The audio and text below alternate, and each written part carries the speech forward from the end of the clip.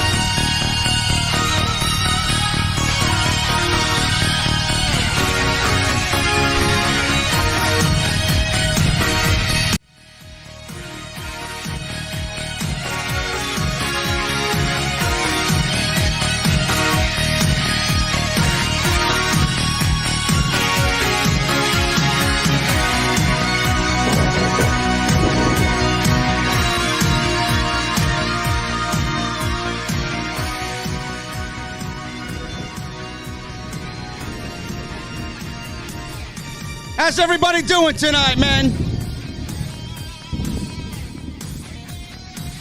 New York City. How you doing tonight, New York City? Ronda Rousey was in Brooklyn tonight. How many of you were put asleep by Ronda Rousey?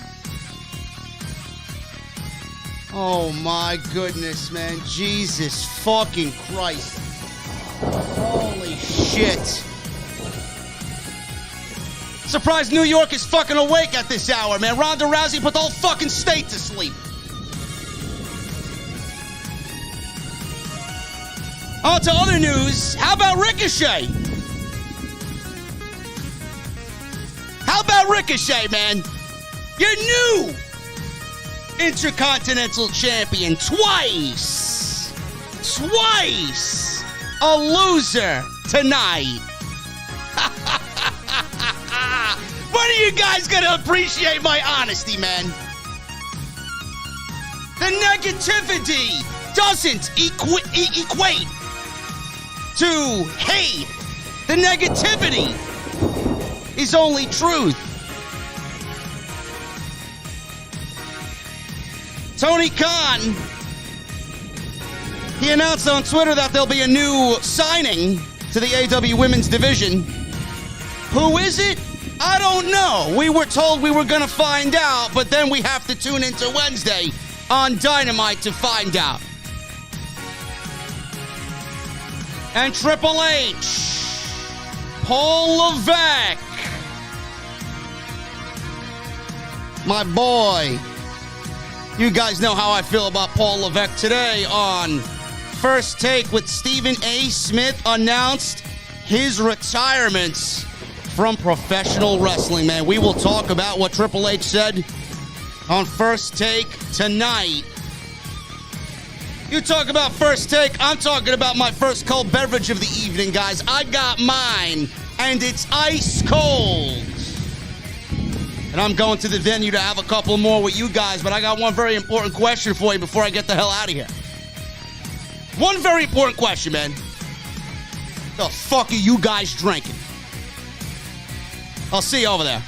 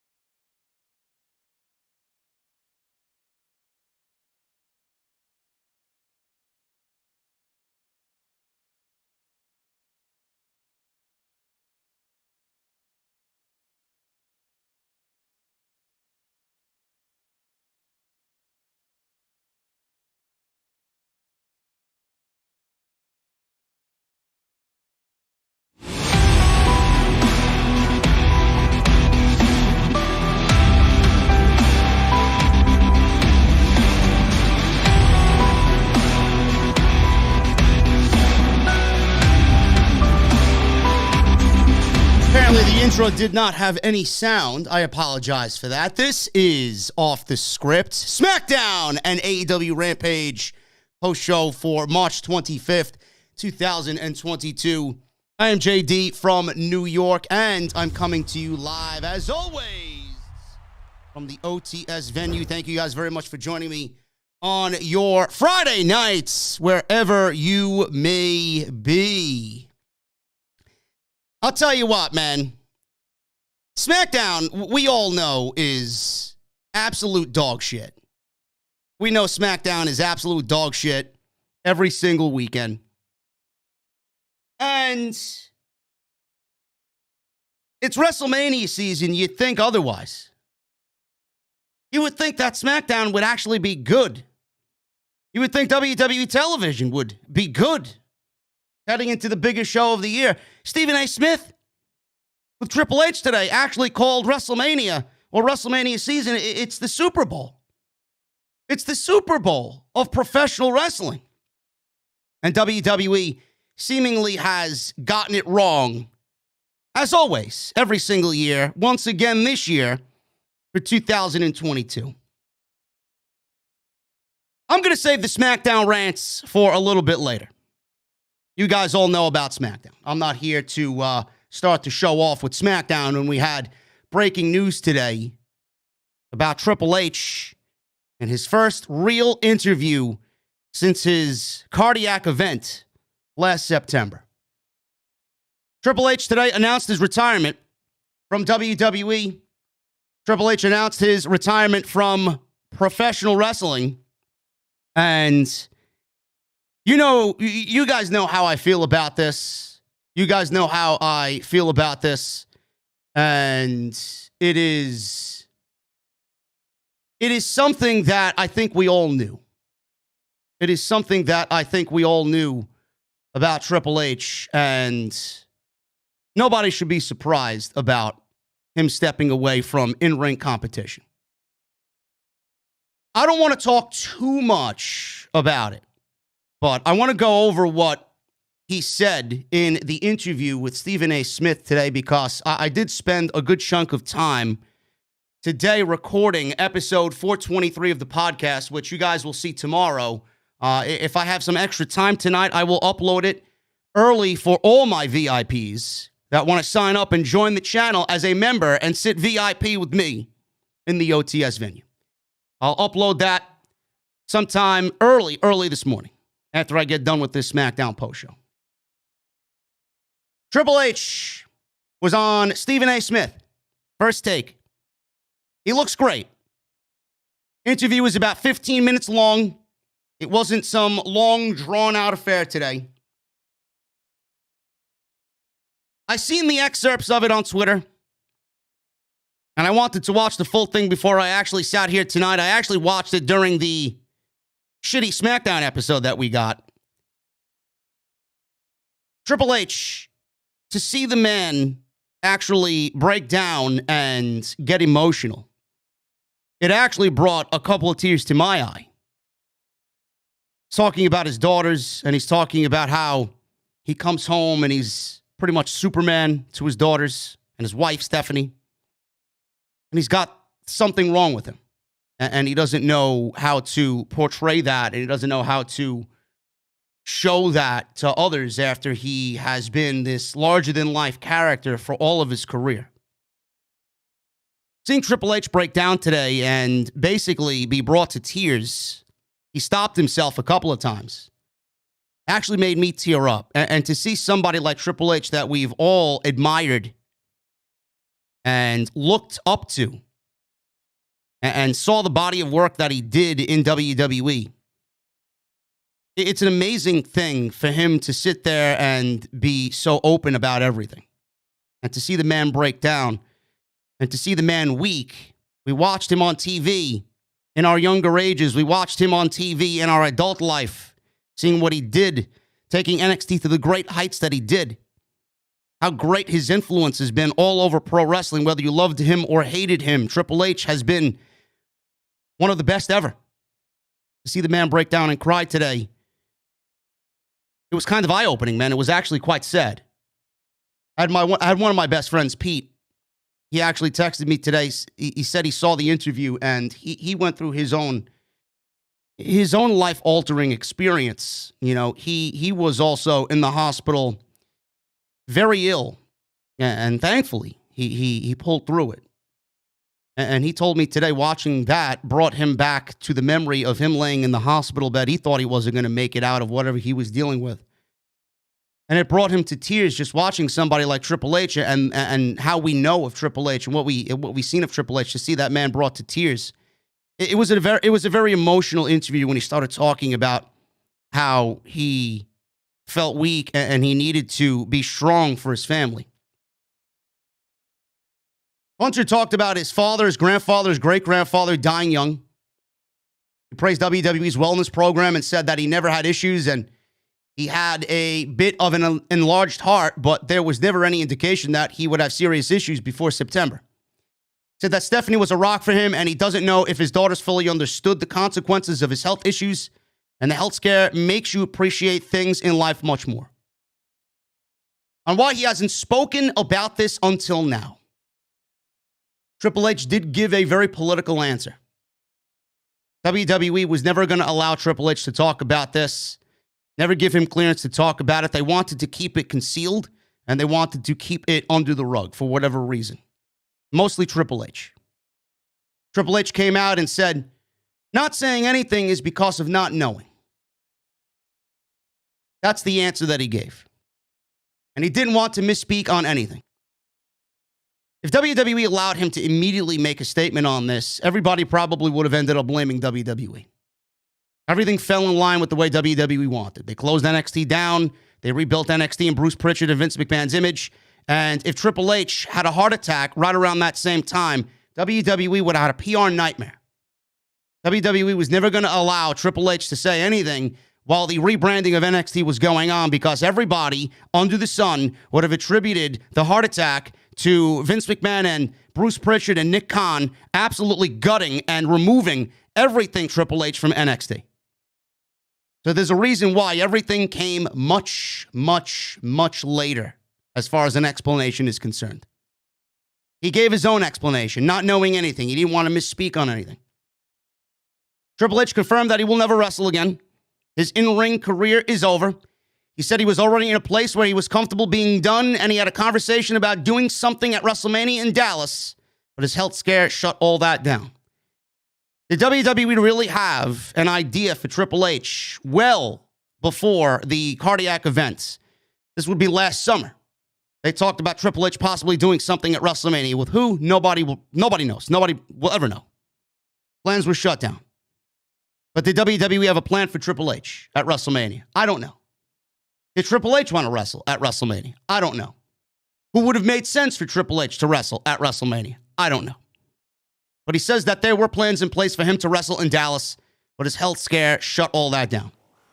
In regards to his role in WWE, his endurance is not fully back, but he's back in the office and fully focused on recruiting for the future, and he wants to find more people like Gable Steveson.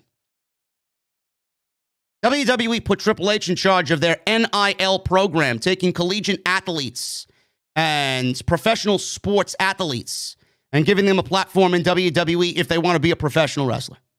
Kids out of college, lacrosse, football, you name it, cheerleaders, athletics, Olympics.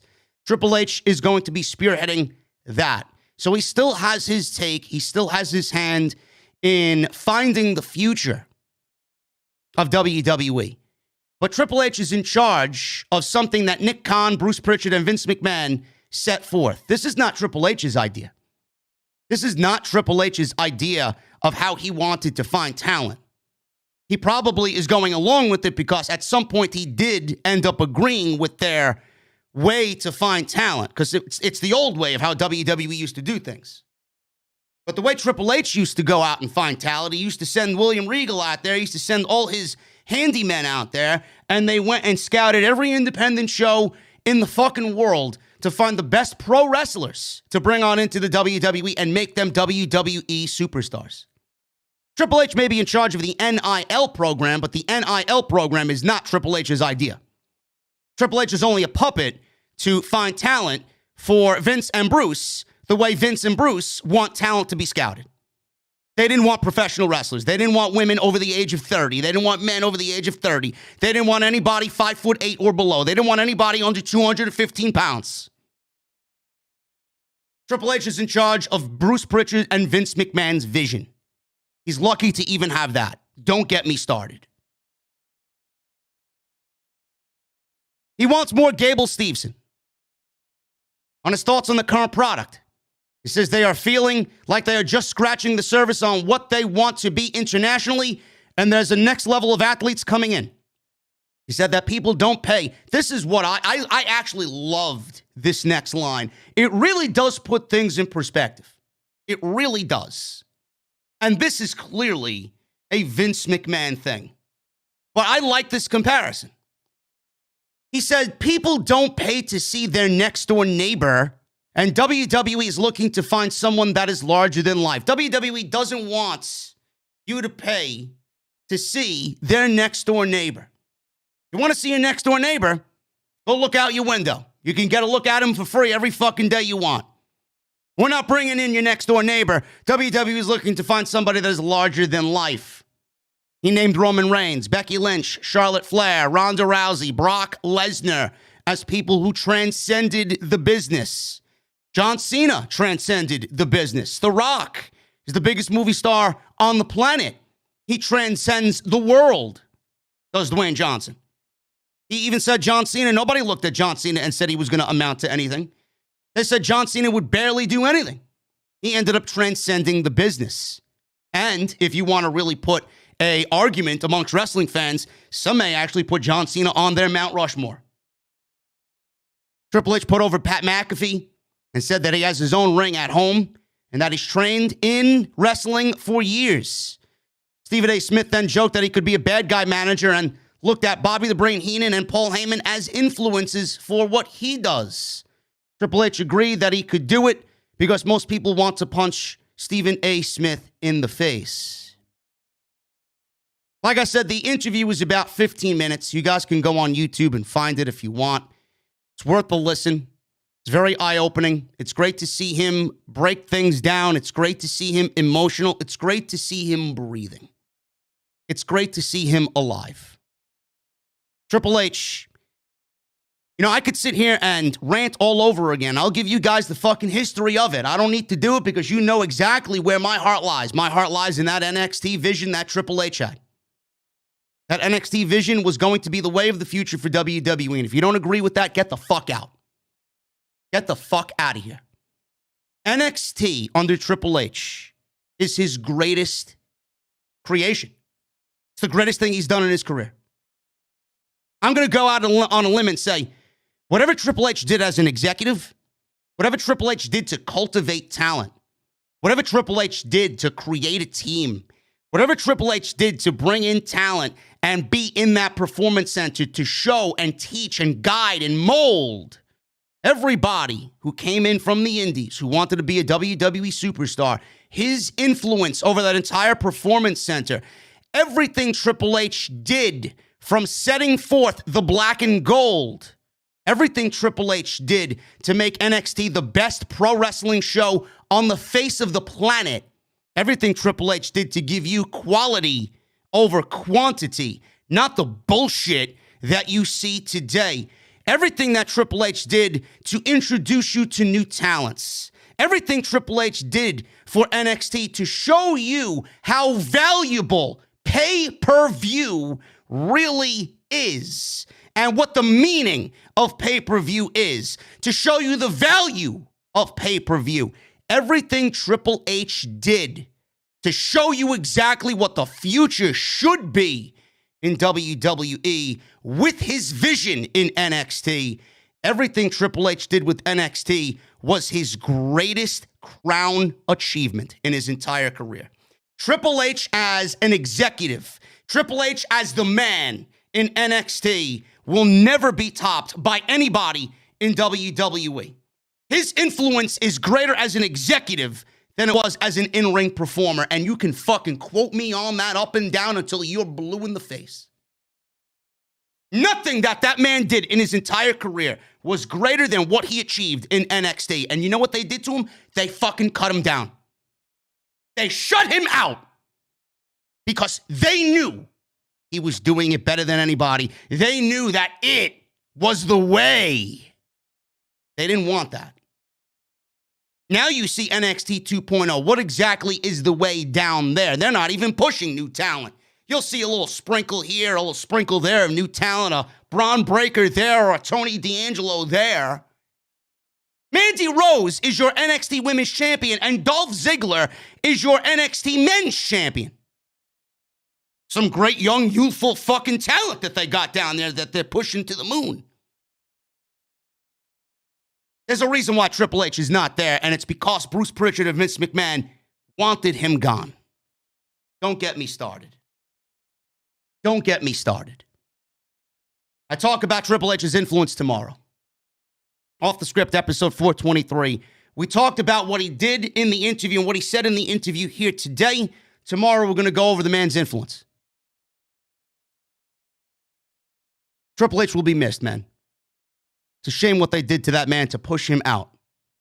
Shame what they did to push that man out. I appreciate you guys very much for joining me right here on Off the Script, man. We got a lot to go over here tonight. We're going to break down this SmackDown show. SmackDown was dog shit, as usual. Charlotte and Ronda, absolute atrocious booking. Ricochet, twice a loser tonight.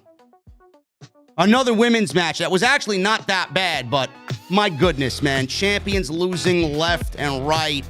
Ridge Holland loses to Xavier Woods in about 90 seconds. The Andre the Giant Memorial Battle Royal was announced for WrestleMania SmackDown next week. If you're wondering what that is, it's not WrestleMania.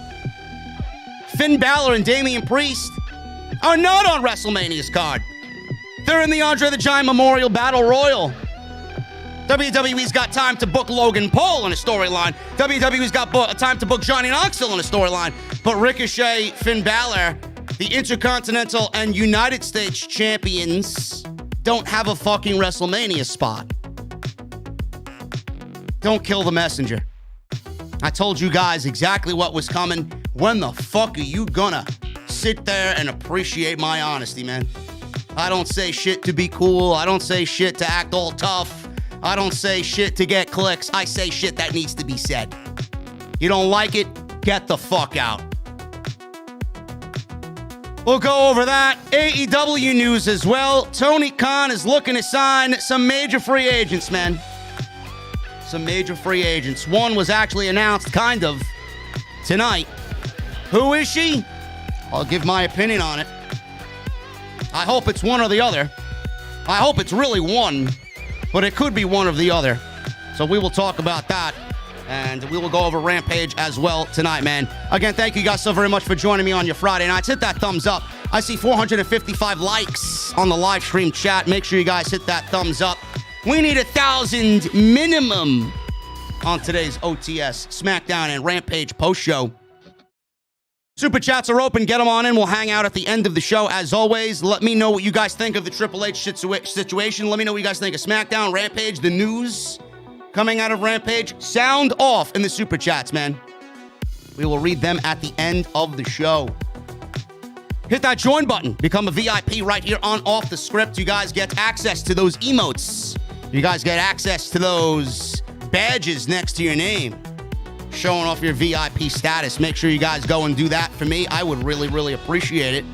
YouTube sent me a notification saying that we have accumulated over 400 new members in the VIP room, man. That's a lot of members in the VIP room, man. I don't even know if do I got room in the VIP room for 400 people? No. I'm gonna have to build myself a bigger venue, man. Maybe sometime this summer. Maybe we'll get an outdoor beer garden. Hint, hint. Also, go check out all the other videos that you might have missed on the channel, man. There's a ton of content. Monday night, Wednesday night, Tuesday night. I skipped Tuesday. Tuesday night, I did do an NXT review. Monday, Tuesday, Wednesday. And then WWE 2K22 gameplay, My Rise, all on the channel, including today's episode, episode 2, where I wrestled Titus O'Neil. For what? A plate of green beans, apparently. Go check all that stuff out, man. Tons of content on the channel. And then I'll be back with OTS 423 tomorrow afternoon. Go get your t-shirts, bonfire.com. And then check out my sponsor for today's show, man, Audible, audibletrial.com/script. 30 days free and one free audiobook of your choice. Let's start off with SmackDown, man. Kayla Braxton was there with Brock Lesnar at the start of the show. Kayla was there, asked Brock Lesnar if he's thought about the consequences of his actions last week when he pretty much impaled Roman Reigns' limousine with a forklift. Lesnar says he has thought about the consequences. He says he's paid some fines and also purchased some new vehicles. He said one was one of the SUVs that he destroyed for Roman, and he said he got Roman a new SUV, but it's not in black, it's in blood red. He said upper management had a talk with him, telling him not to have contact with Roman Reigns unless he was provoked. He said tonight he's going to hang out in Roman Reigns' locker room and wait for a good provoking. The camera then followed Lesnar into Roman Reigns' locker room, and I tell you, man, Roman Reigns has a very posh locker room inside the Barclays Center, man. What a setup this guy had. He had catering done right. He had a bowl of grapes. He had bottles of champagne. He had a big screen TV, a nice luxurious leather couch, some tables. Awesome stuff in there, man. I mean, you could have a whole fucking after party in Roman Reigns' locker room. Awesome stuff. He walked in, he said, this is not bad for Roman. This is what they're giving Roman Reigns. So he kicked up his feet onto the little table there in the TV lounge area, and he broke the table forcefully with his cowboy boots and destroyed whatever was on the table. Accidentally, quote unquote. So Lesnar's in the locker room at the start of SmackDown waiting for Roman Reigns. Rick Boogs started the show, played his electric guitar on the stage, and the crowd sang along to him. I like the fact that Boogs is getting over. I do. I'm a big fan of Boogs. Me and Boogs got a lot of similarities as far as what we listen to on a regular basis, man, with our musical tastes. I'd like to get a one-on-one with Boogs about music one of these days. But Rick Boogs and Nakamura are getting a tag team title match against the Usos at WrestleMania. Not all that interested in it. I got to be blatantly honest with you. Not all that interested in it. The only reason why this match is happening is because there are no other tag teams on the SmackDown side of things for the Usos to go and wrestle at WrestleMania, and this is a last-ditch effort to get them on the card. How did they get this match on WrestleMania? Shinsuke Nakamura, or I believe Rick Boogs, actually beat Jimmy Uso in a match, and then, of course, we had Shinsuke Nakamura wrestling Jey Uso, I believe it was tonight. So this is typical WWE tag team booking. 1-versus-1 matches until we get the tag team match at the pay-per-view. So the match itself went, I guess, a little decent. They went about 10 minutes. Didn't need to go 10 minutes, but it went 10 minutes. Usos jumped in the ring. They tried to attack Boogs and Nakamura before the bell. They did go to commercial. When they came back, Nakamura's music was still playing. So it must have been playing all through the beatdown of the pre-match attack. Match started after we got back from commercial.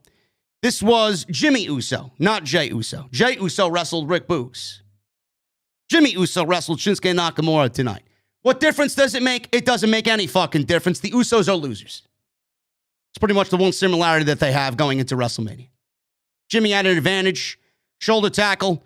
Worked the submission on Nakamura. Nakamura broke free. Jimmy came back with another shoulder tackle. Nakamura started to make a comeback at a running knee on Jimmy. Draped over the apron. Jimmy started to fight back. Took Nakamura out with a clothesline. Followed up with a back suplex. Jimmy then slowed the pace down with, you guessed it, everybody slows the WWE match down with the chin lock. It's their go-to move, man. The chin lock.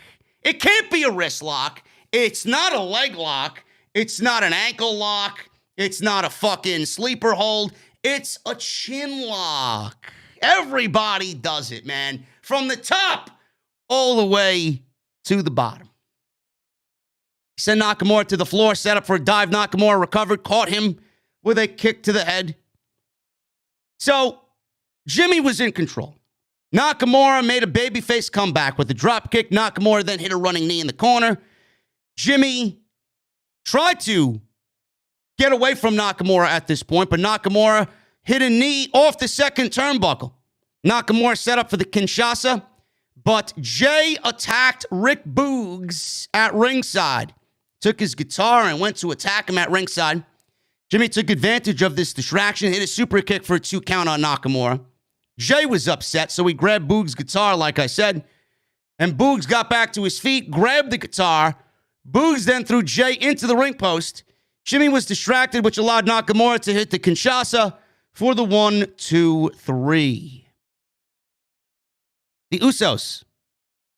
Jimmy lost to Shinsuke Nakamura here tonight. Jey lost to Rick Boogs a couple of weeks ago, which actually got them the tag team title match at WrestleMania. If Pro Wrestling 101 is any indication to you, ladies and gentlemen, the Usos lost both of these singles matches. The Usos will not be losing at WrestleMania. I just don't see the Usos losing at WrestleMania when we all know that Roman Reigns is going to win the undisputed World Heavyweight Championship in WWE, and he will be beating Brock Lesnar to close out WrestleMania on night 2. Roman is not going to win, and then the Usos lose. The bloodline will be stronger than ever in appearance, but the Usos really need some new blood, some new competition in that tag team division. They really do. This is downright fucking pathetic. And the Usos losing not once but twice to justify these two guys getting a tag team championship match is fucking lazy.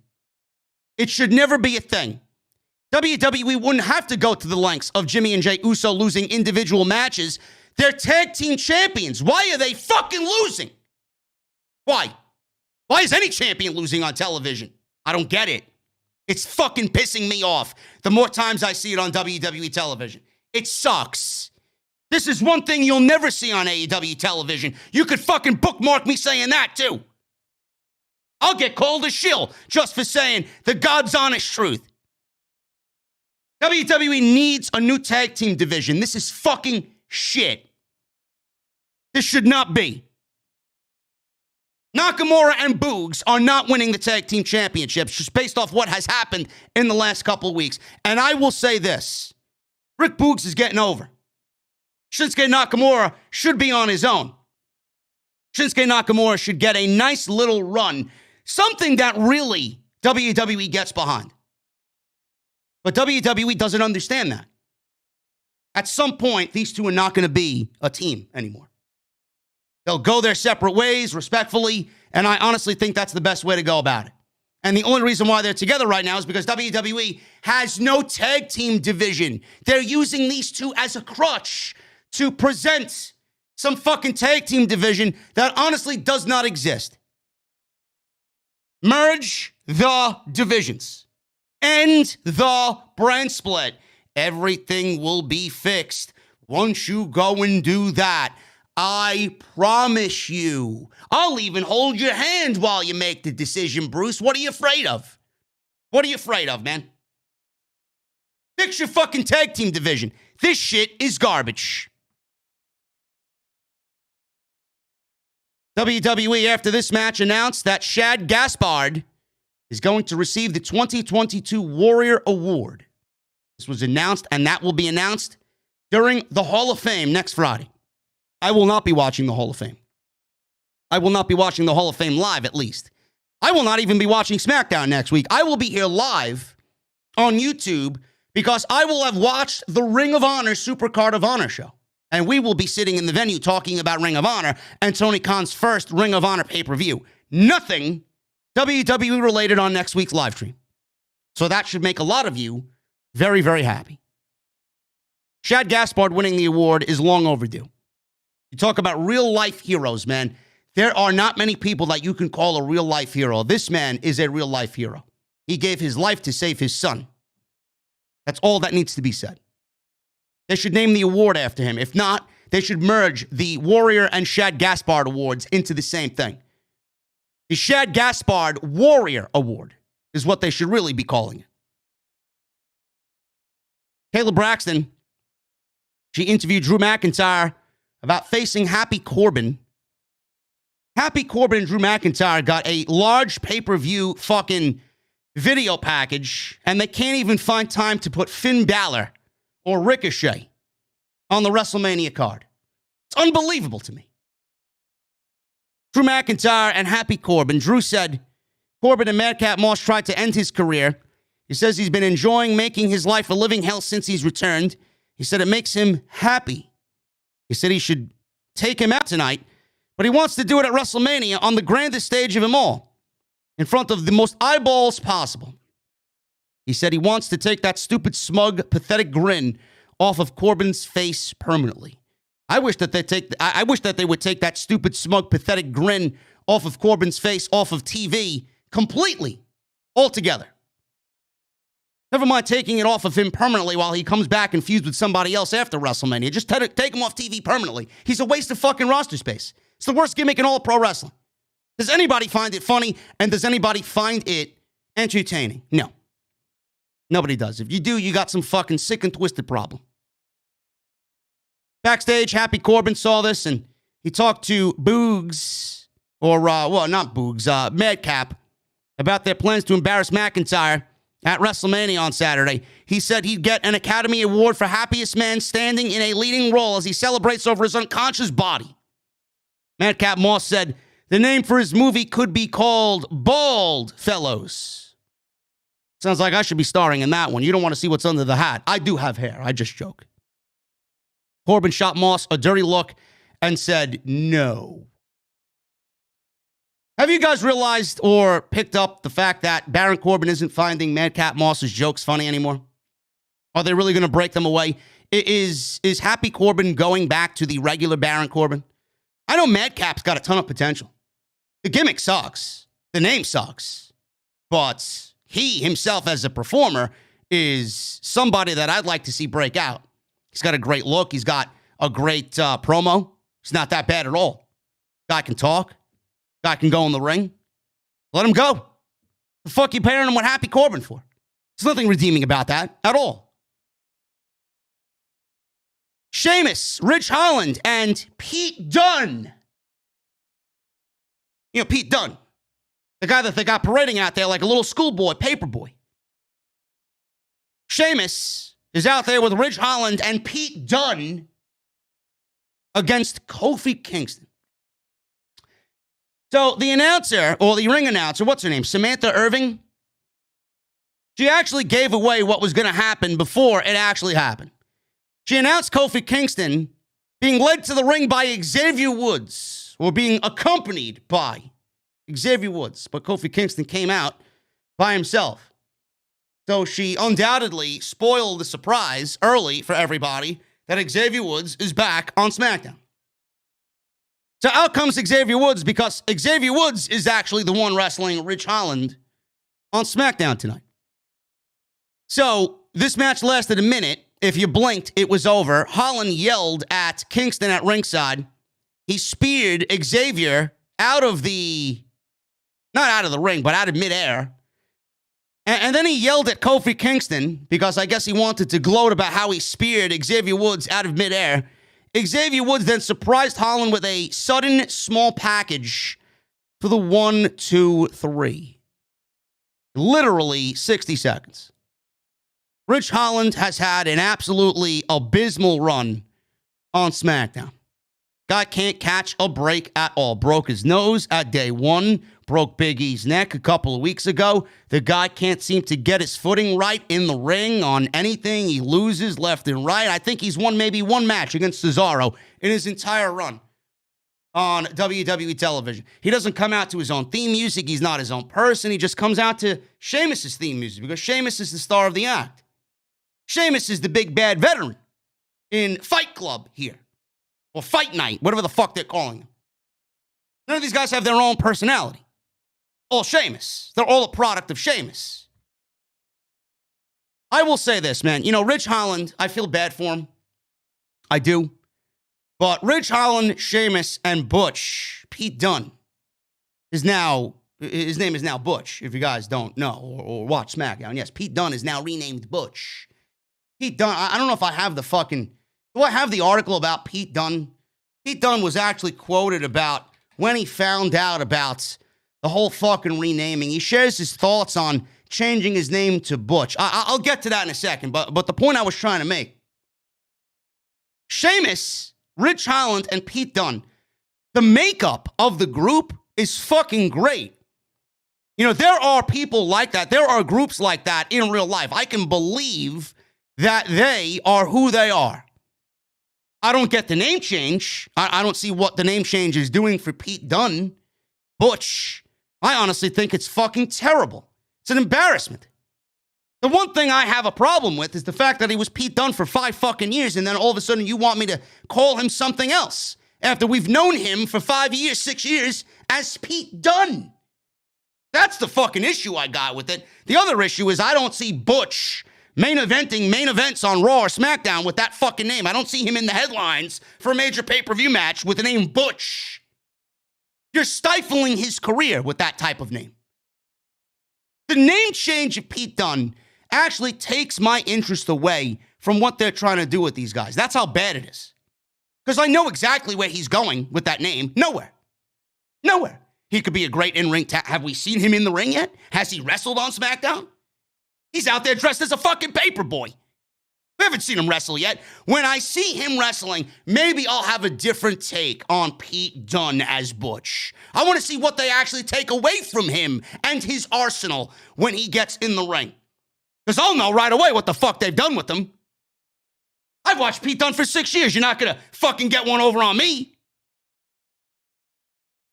The group itself is great. I could see them and they look great together. The name change takes me completely out of whatever they're trying to do and whatever they're trying to sell me on with Fight Night. Now, Pete Dunne, he shared his thoughts on moving to the main roster from NXT. He says, it's exciting. I think because I've been in NXT for 5 years now. So it's time to change it up. See, what we can do and start pushing forward with it with a new challenge, I was lucky to have been as long as I did in NXT. And to be honest, there was a time there when I felt like it'd just be a shame to stop being in NXT. Obviously, we always wanted to move on and be part of Wrestlemania and that kind of stuff. But there's definitely a time where NXT was rolling. Yeah, under Triple H. Nobody wanted to leave when Triple H was in charge. They couldn't wait to get the fuck out of there when they saw what happened to it. There were so many people to work with. Every matchup was exciting. We were on the road, TV takeover, but it's definitely time to move up. I'm grateful for 5 years, but it's exciting to see what comes next. His thoughts on the name change. He says it's exciting, but it's also a little bit different. So he doesn't like it. It's exciting because he's supposed to say that, but it's also different, where deep down he doesn't like it. But I think it's time to change it up a little bit. After 5 years, why not try something a little new? Why not try something a little new? You were forced to change your name. You were given some shit name, and you had no fucking say in if you wanted to keep it or change it. And no say in anything. You were given this fucking name, and you were given the name to like it and get it over. And ultimately, it will fail. Whether it's a name or whatever it is, that's not really what endeared me to the audience in the first place. I like to think it's quality of the in-ring work. Yes, because WWE main roster is so big on in-ring work, right? It's so big on guys like Pete Dunne in the ring. So big on guys like Pete Dunne that WWE has absolutely driven away some of the best in-ring talent, and they now work for Tony Khan, right? I like to think it's quality of the in-ring work.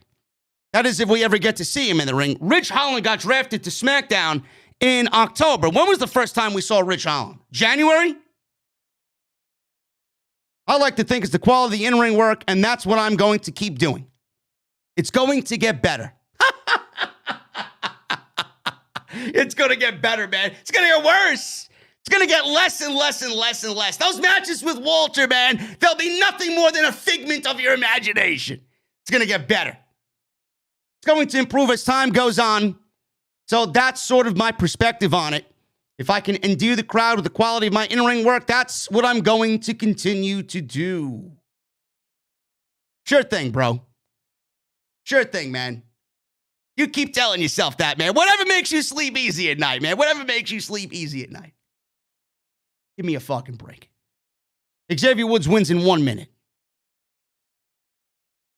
Paul Heyman and Roman Reigns, they were in their limousine or their SUV, whatever fucking vehicle they were driving this week that Brock Lesnar was ultimately going to destroy. Heyman introduced Reigns. Reigns says he knows the fans are dying to acknowledge him in Brooklyn. He talked about a great steakhouse visit earlier with great sides. At least $5,000 worth of sides, he said. That's a lot of fucking side dishes, man. I'm a side dish man myself, but $5,000 worth of side dishes? Holy shit. Seriously. It was unbelievable. He said they stopped at MSG to revisit the site of bloodying Lesnar. By the way, the steakhouse, I don't remember the steakhouse that Lesnar, or that Reigns rather said, but it wasn't Peter Luger's, and it got big boos out of the New York crowd. So it must have been a shit steakhouse, or at least competition to Peter Luger's, that the fans in New York City, the fans in Brooklyn, did not care for. Peter Luger's bigger in Brooklyn, man. I don't know. I don't know where he went. Something with a D, I believe he said. I don't know. It was unbelievable. He said they stopped at MSG to revisit the site of bloodying Lesnar. He told Reigns he better get his ass out of his locker room or else he's going to bust him up and make him bleed again. I like the fact that Roman Reigns cut a promo in a limousine with no crowd. I like the fact that they actually changed it up a bit. So good on them. They could cut a promo in front of the crowd and they could cut a promo in the fucking limousine if they want. Still great. Uh-oh, it's that time, ladies and gentlemen. It's that time. Who needs NyQuil? Who needs a pillow? Who needs some shitty television to help you fall asleep at night when you got Ronda Rousey? Ding, ding, ding, ding, ding, ding, ding. Why go to CVS and buy NyQuil for $19.99, bro, when you could get Ronda Rousey free of charge? Free. Ronda Rousey. Ronda Rousey came out to the New York crowd. They went to Del Frisco's Steakhouse. I never been there. Is that what it was? Del Frisco's or Del Fresco's? I never been there. Man. Is it good? Is it worth going? I'm a steakhouse guy myself, man. I like myself a nice filet mignon. I do. I'm a skirt steak guy. I love skirt steak. Every time, man, I love trying everybody's filet mignon, man. It's so easy to do a filet mignon. Melts in your mouth. Plus the side dishes, man. What do you guys get for side dishes? Macaroni and cheese? Mashed potatoes? You like the green beans? You like the grilled asparagus? What do you like? And you know what? Give me an old-fashioned.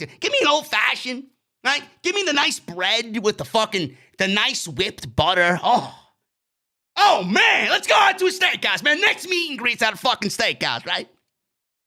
Where you guys want to go? Anyway, Ronda Rousey, man. Listen, I may actually lose viewers because I'm talking about Ronda Rousey. I may actually put you all to sleep just reading what she said. Ronda Rousey was in the middle of the ring. I'm not going to take the title from Charlotte. Instead, I'm going to tap her out and force her to hand me the title. Charlotte, leave your high heels and excuses backstage and get your Barbie ass out here. And then all of a sudden, Charlotte appears on the big screen. This was absolute cringe. Not as cringe as Becky Lynch reciting fucking Frodo Baggins on Monday Night Raw or Gollum on Monday Night Raw. You guys know what Becky Lynch did. Nobody is going to take my precious, the little hobbitses. That was Becky Lynch on Monday night, yet the fucking checkmark geeks said it was one of the best promos of all time. Maybe they should be in the fucking cave with Gollum. Get them out of the fucking community. I'll take their little precious, the little hobbitses. Charlotte then came on the big screen with this fucking annoying ass smile on her face. She said, it was a great speech. It was a great speech, Ronda Rousey. Did you actually think that you'd come to Brooklyn tonight and see me? She called Brooklyn a low-rent city. She said Rousey is the contender while I am the champion. Ronda Rousey then got angry. She leaned over the top rope as if that was intimidating. And she said, I know exactly who you are, Charlotte. When I was 14 years old, I broke my first arm, and I liked it. I was so proud of myself, and I started to keep count until I eventually lost count. Charlotte then mocked her and said, oh, I'm shaking in my boots. Charlotte then said the only way she'd get satisfaction is throwing Ronda Rousey off the Brooklyn Bridge at this point, given what she's already done to her. Can we throw Bruce Pritchard off the fucking Brooklyn Bridge as well? Get him out of here. Throw the fucking microphone off the Brooklyn Bridge and get it away from Ronda Rousey. She wants to throw Ronda Rousey off the Brooklyn Bridge. Charlotte said she'll see her at WrestleMania.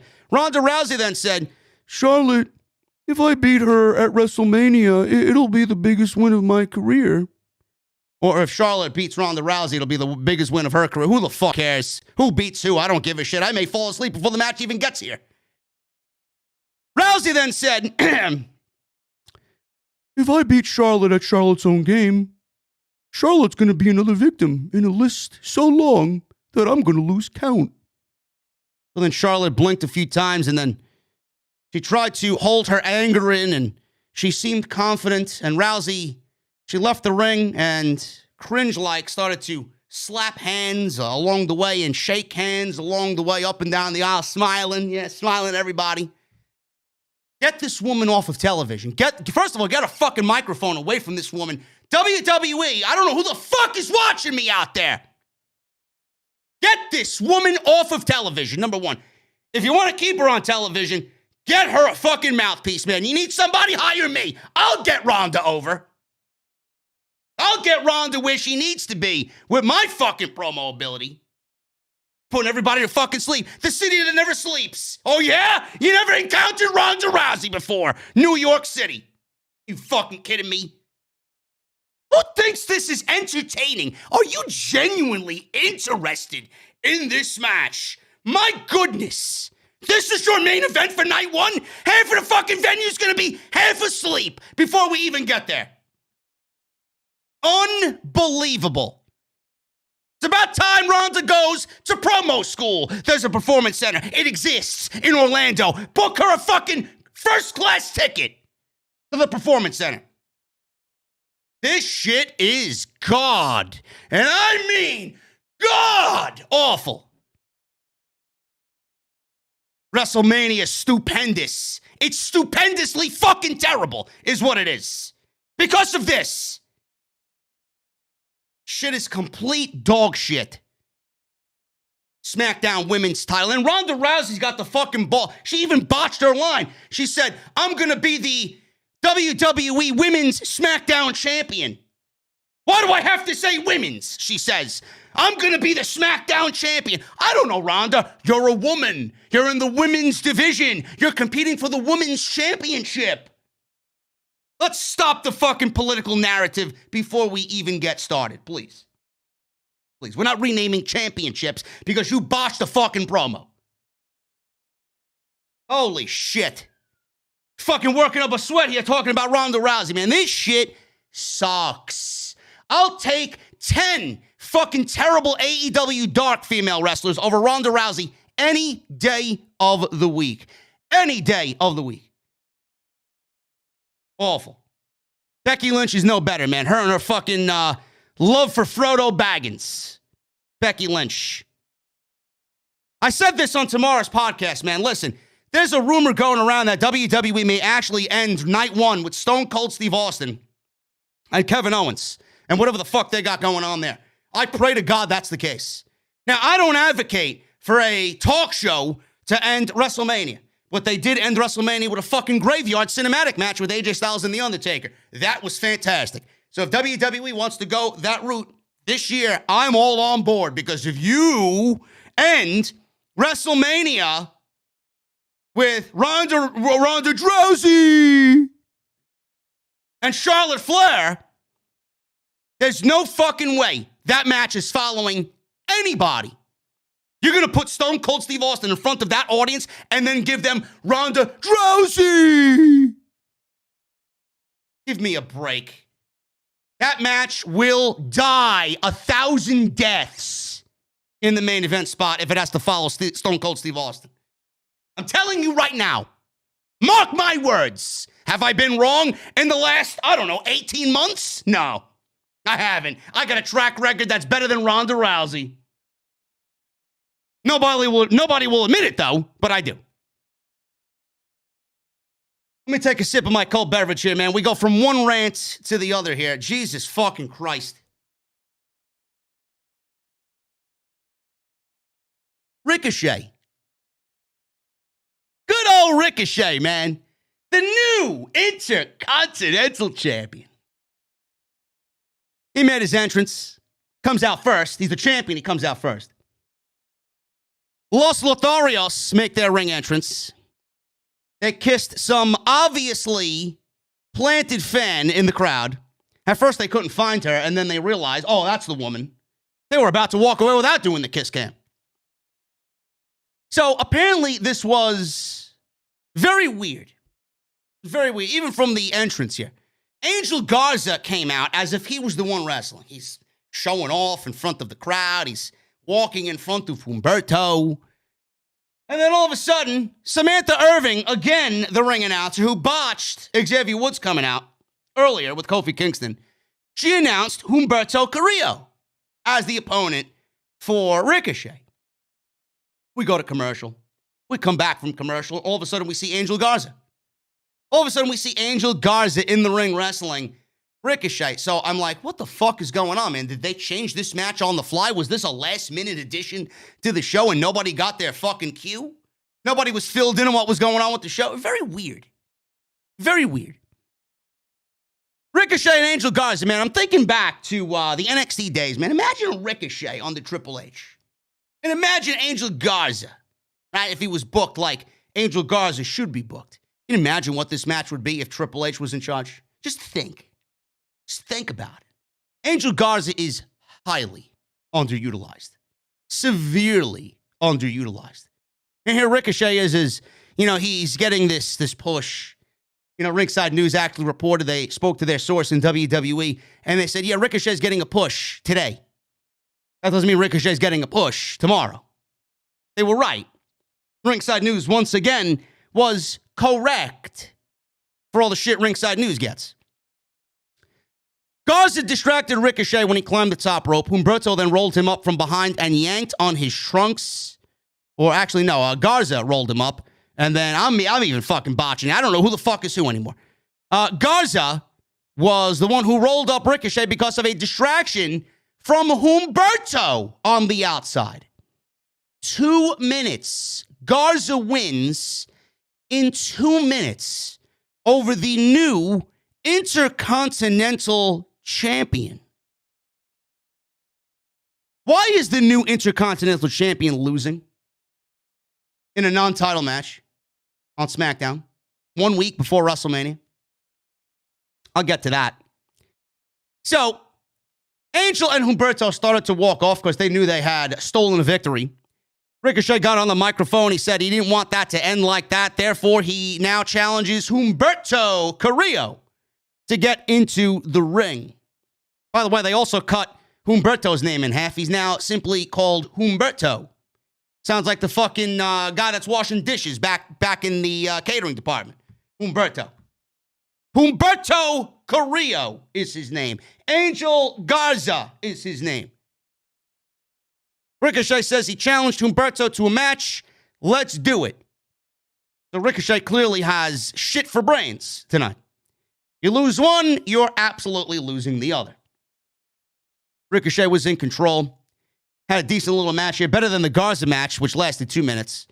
Humberto rolled out of the ring and started yelling at the fans at ringside. Ricochet hit a dropkick, sent Humberto to the floor. He followed up with a huge dive to the outside, which looked great. Ricochet was in control. Series of uppercuts were hit in the corner. He then followed with a springboard moonsault Angel then caused a distraction, and Humberto rolled Ricochet up for a damn near close pinfall. Ricochet fought back, hit the Northern Light suplex into a vertical suplex, which always looks great by Ricochet. He then climbed to the top rope. Angel pulled Humberto out of the ring. Ricochet walked the ropes, hits a huge crossbody onto Angel. Before he gets back into the ring, he shoved Humberto out of the way. Angel rolls under the ring. Ricochet then hit a tornado DDT off the table on Humberto. He rolled Humberto back in the ring. But as soon as Ricochet started to get back in the ring, the referee, Jessica Carr, by the way, who was an oblivious idiot tonight, she fucked up calling out Humberto, distracting Ricochet in the first match. She didn't see Angel in this match disappear from ringside. He went underneath the ring. Ricochet's on the outside. He rolls Humberto back in the ring. 6, 7, 8, and then Angel underneath the ring. You see hands come out from underneath the ring apron. He holds Ricochet hostage on the outside from his ankles. He can't get back in the ring. 9, 10. And Ricochet loses by countout. He gets pinned by Angel Garza, and then he loses the second match by countout to Humberto Carrillo.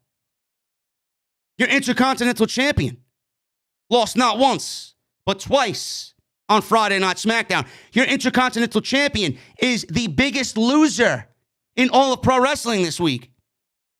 Imagine giving Finn Balor the United States Championship and then Ricochet the Intercontinental Championship and then booking them like shit. First of all, why are Humberto Carrillo and Angel Garza vying for a singles championship when they're a fucking tag team? Did we forget that they were a tag team now? Now they're vying for singles titles. Why is there a championship contenders match with one half of a fucking tag team? There's nothing else going on? You have nobody else on this route? Where's Ali? That's what I want to know. Ricochet wants Ali at WrestleMania. You see that? Now you know why he's getting buried. He's actively calling out that he wants Mustafa Ali at WrestleMania, and WWE read this and heard this, and now they're actively burying him because Ali is against WWE. He's not for WWE. He wants to seek employment elsewhere. So Ricochet's calling out somebody that is actively against WWE. That's going to get you back in the doghouse, Rick O'Shea. WWE's mid-card titles, and that's exactly what they are. I don't even call them secondary titles because they're not secondary. They're mid-card titles.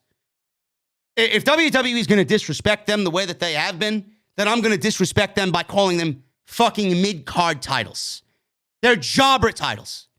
They hold absolutely no value on WWE television. It fucking sucks. WWE needs a hard reset on the United States Championship and the Intercontinental Championship. This is a brand that is suffering with its mid-card title the way that it is because there's no fucking division. I don't understand how you give Johnny Knoxville and Logan Paul a WrestleMania match and fucking storylines for weeks. And you have somebody with the talent of Ricochet and he's not on WrestleMania's show. How difficult was it to book Ricochet and Sheamus for the Intercontinental Championship? How difficult was it? They've been wrestling every fucking week all year. Now all of a sudden you want to abandon that and move on from that to Sheamus and the fucking New Day? The fuck are you doing? WWE, where is your creativity? Bruce, Vince, where is your creativity? All these fucking D-list. Pat McAfee has a fucking match at WrestleMania, but Ricochet doesn't have a match at WrestleMania. You mean to tell me that it was so difficult to put Ricochet in a fucking ladder match at WrestleMania for the Intercontinental Championship? Who gives a shit? Who gives a shit who's in there? Book me some qualifying matches leading up to the fucking show. You had every fucking opportunity to do so, and you did nothing. No, but Ricochet's better off the WrestleMania show. On a show that you're actively looking for spots to fill. Can't do a ladder match. But Johnny Knoxville's got an anything goes match with Sami Zayn. Logan Paul has a fucking match against Rey Mysterio. Pat McAfee got a fucking match at WrestleMania. And his storyline came out of fucking Vince's asshole. Nowhere. Finn Balor, a world-class professional wrestler, been feuding with Damian Priest for weeks now. Beat Priest for the title. You're not even going to book that match at WrestleMania? Where's Finn Balor on the show? Damian Priest has been undefeated before he lost that championship to Finn Balor. Well, for the most part, been undefeated for about a year. And he's not getting a WrestleMania card? He's not getting on the WrestleMania card? What a slap in the fucking face if that ends up being the case. WWE booked this Andre the Giant Memorial Battle Royal not even at WrestleMania. They did it on SmackDown, which they're calling WrestleMania SmackDown. Let me tell you something, you fucking geeks. It ain't WrestleMania. It's SmackDown. It ain't WrestleMania. WrestleMania's happening the next night. It's not WrestleMania Raw either, because WrestleMania from Monday is about 6 days away.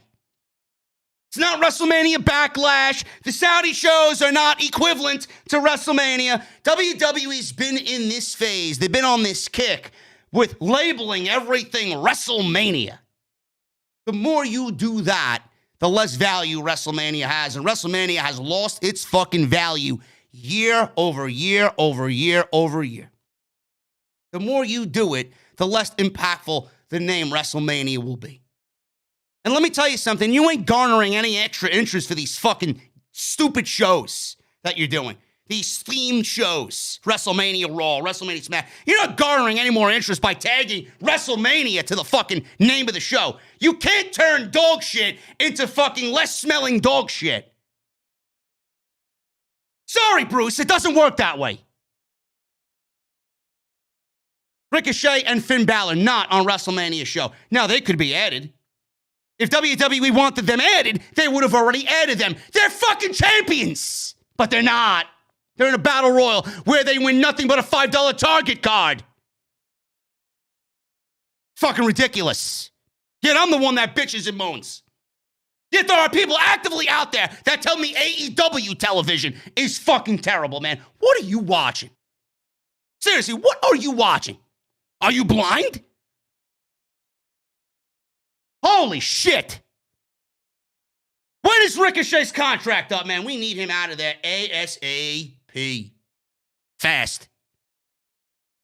That man is not on the phone with Tony Khan. I'd be shocked. Megan Morant interviewed Sami Zayn backstage. Sami Zayn's one of the better things about SmackDown. Sami said his pranks might have worked on Jackass, talking about Johnny Knoxville, but not against him. He said he spent days dreaming up ways to make him suffer. He said he will make Johnny Knoxville's experience and punishment in a way that he never has been able to see anywhere before, but in WWE at the hands of Sami Zayn. Pat McAfee, he's wrestling Austin Theory, and they continue to talk about NXT's Pat McAfee when he wrestled Adam Cole. You know, they talk about WrestleMania debut, his in-ring debut.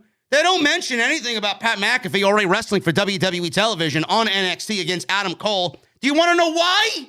Because Pat McAfee wrestling Adam Cole was a Triple H idea. I don't even think Vince McMahon knew who Pat McAfee was before he joined the main roster as a color commentator on SmackDown. He wrestled under Triple H. That's why they don't mention it. And he had a damn good match against Adam Cole. Something that I wasn't really all that happy with going in, but he shocked the fucking hell out of me. And I gave him his fucking flowers. I congratulated him. I said, good shit, man. You proved everybody wrong. And I willingly accept this L. Hopefully you could do the same thing about WrestleMania and wrestling Austin Theory. So Austin Theory showed up and slapped McAfee. He ran away. McAfee chased Theory to the back. Theory ran into Mr. McMahon's office and locked the door. McAfee pounded on the door and yelled, "Rat bastard." He called Austin Theory a rat bastard. Haven't heard that term used in a very, very long time. They talked about Triple H announcing his retirement. They had headlines about Triple H from Sports Illustrated and Bleacher Report and fucking ESPN and all these other people. We talked about Triple H at the beginning of the show. Rhea Ripley, she was out there with her tag team partner, Liv Morgan, versus Sasha Banks, who was out there with Naomi. Zelina, who was out there with Carmella. and Shayna Baszler, who was out there with Natalya. Oh, my goodness. This sounds like a great fatal four-way here, man. What creativity here by WWE. It was actually a pretty decent match, which you could probably attribute to Sasha Banks and Rhea Ripley. I would like to see Sasha Banks and Rhea Ripley actually go one-on-one in a long wrestling match with meaning. I honestly think that they would tear it down. I really do. I think Sasha Banks and Rhea Ripley match up very well together, and I think they work very well together. All the heels jumped out of the ring, leaving Banks and Ripley alone. Ripley and Banks went back and forth until Zelina pulled Banks out of the ring. Big brawl broke out with everybody in the match. It's a fatal four-way, so there are no rules. So Carmella, Morgan, Natalya, and Naomi were all sent to the back during the commercial break for getting involved. So we are now just here with the original members of this match that were scheduled to wrestle. Zelina was in control, missed double knees in the corner. Banks locked on a bank statement on Zelina. Baszler stopped that because Zelina was about to tap. Baszler tried to break Zelina's wrist. Banks locked them both in a bank statement. Ripley broke up the submission with a running dropkick. Ripley went for the riptide on Baszler, but she slipped out the back. Banks hit a backstabber on Baszler and Rhea Ripley. Baszler and Zelina ended up on the floor brawling. It looked very pathetic because they were waiting for something to happen. They were throwing the weakest punches I've ever seen. And then they stood there waiting for somebody to jump off the top rope. Ripley was the one who was climbing the top rope that they were waiting for. She hit a cannonball off the apron, wiping out Baszler and Zelina. Zelina then gets up, takes advantage, hits a hurricanrana off the apron onto Rhea Ripley. Zelina tried getting back in the ring, but Banks recovered and locked on the bank statement, and yet another champion. These champions I don't really care about because they fucking suck. Another champion loses on SmackDown, man. Tonight was the night of champions losing because Bruce says, fuck your championship. Zelina tapped out to the bank statement. I will be shocked if Sasha Banks and Naomi don't win the tag team titles. There was even a rumor about this match being moved to WrestleMania SmackDown on Friday, which I hope is not the case. I seriously hope that is not the case. Roman Reigns and Brock Lesnar.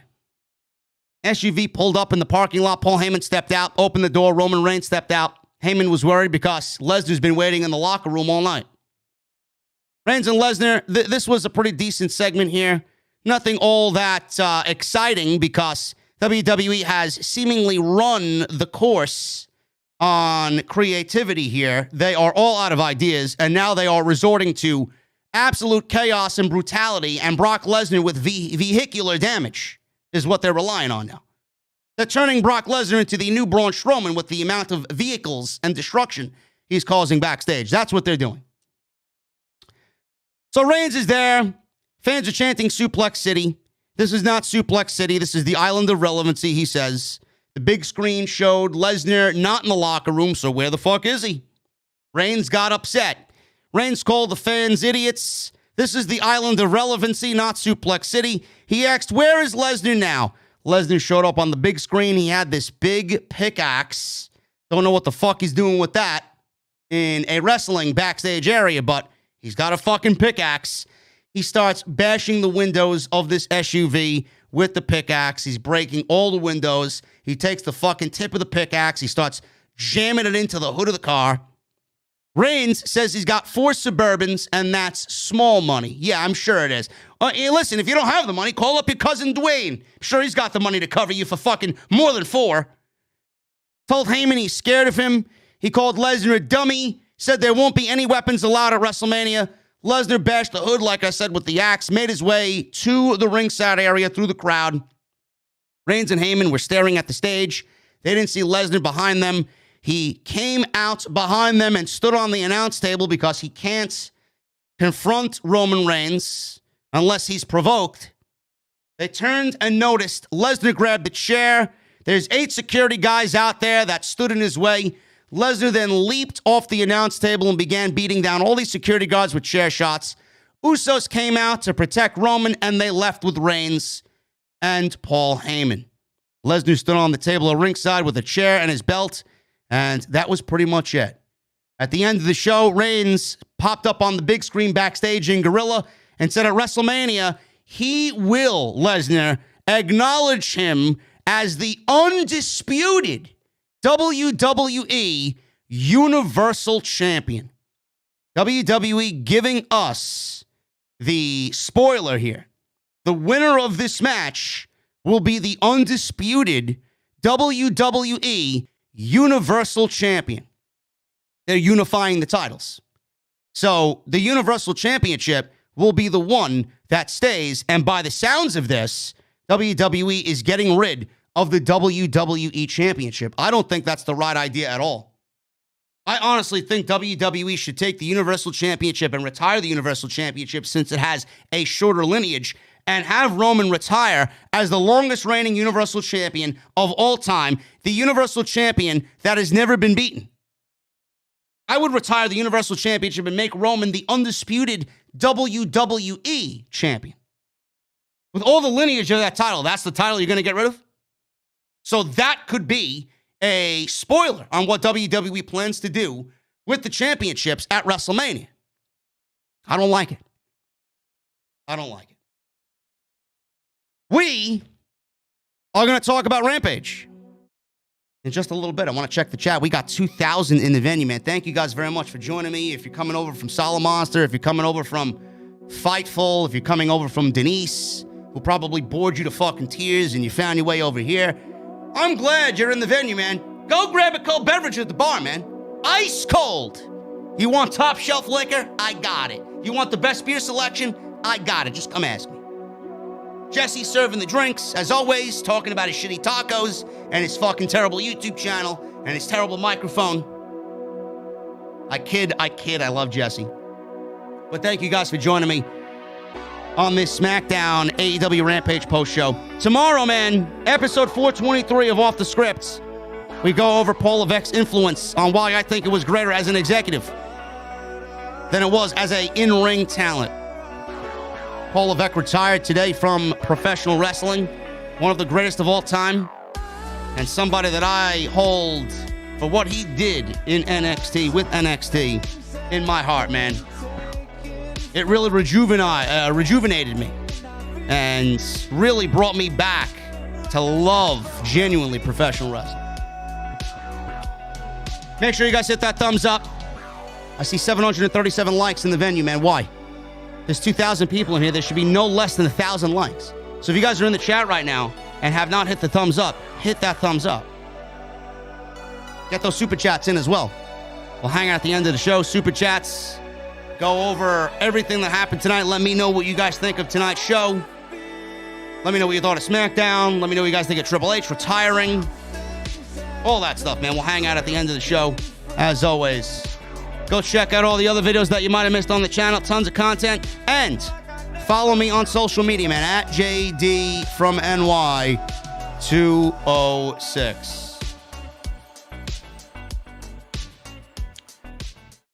AEW news, man.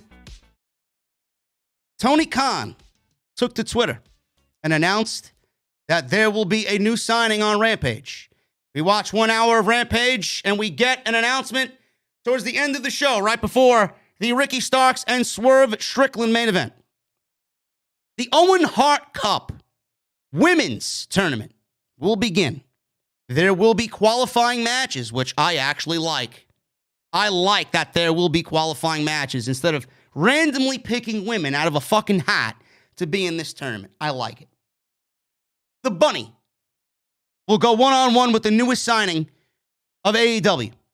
It was announced during Rampage that AEW's newest signing will be announced this coming Wednesday during Dynamite. That person will wrestle the Bunny in the Owen Hart Cup qualifier match on Dynamite. There are no hints on who this person is or this mystery person is, but there are several names out there that are available. Those names include Athena, Ember Moon, Nixon Newell, Tegan Knox, Mia Yim, Taya Valkyrie, and my personal favorite, Toni Storm. Now, I don't know where Dynamite is going to be on Wednesday. Some people said it was going to be in Texas on Dynamite Wednesday. I don't know that for sure. So if anybody in the chat can fill me in on where Dynamite is going to be on Wednesday, I would really appreciate it. I even asked, does Toni Storm have a 90-day non-compete? And some of you actually told me, no, JD, her 90-day non-compete is up on Tuesday. Now, I don't know if that means Tony Khan is going to bring her in on Wednesday and sign her to an AEW deal. It's in Columbia, South Carolina. JT Golden, thank you so much, brother, in the chat. South Carolina. I don't know who it could be then. Some people were telling me Texas. I'm like, well, if it's in Texas, then maybe it may be Athena, it may be Ember Moon. I don't know. So that's out of the question. It's either one or the other. It's either Athena or it's either Toni Storm. Do I think it's Toni Storm? I don't know, man. I don't know what Toni Storm wants to do. Toni Storm could be one of those women, and I could see Toni Storm doing whatever the fuck she wants. She could go work for this promotion. She could go work for that promotion. She could go work anywhere she wants and do multiple promotions. I know she's going to be very sought after. She's easily the best free agent out there as far as the women are concerned.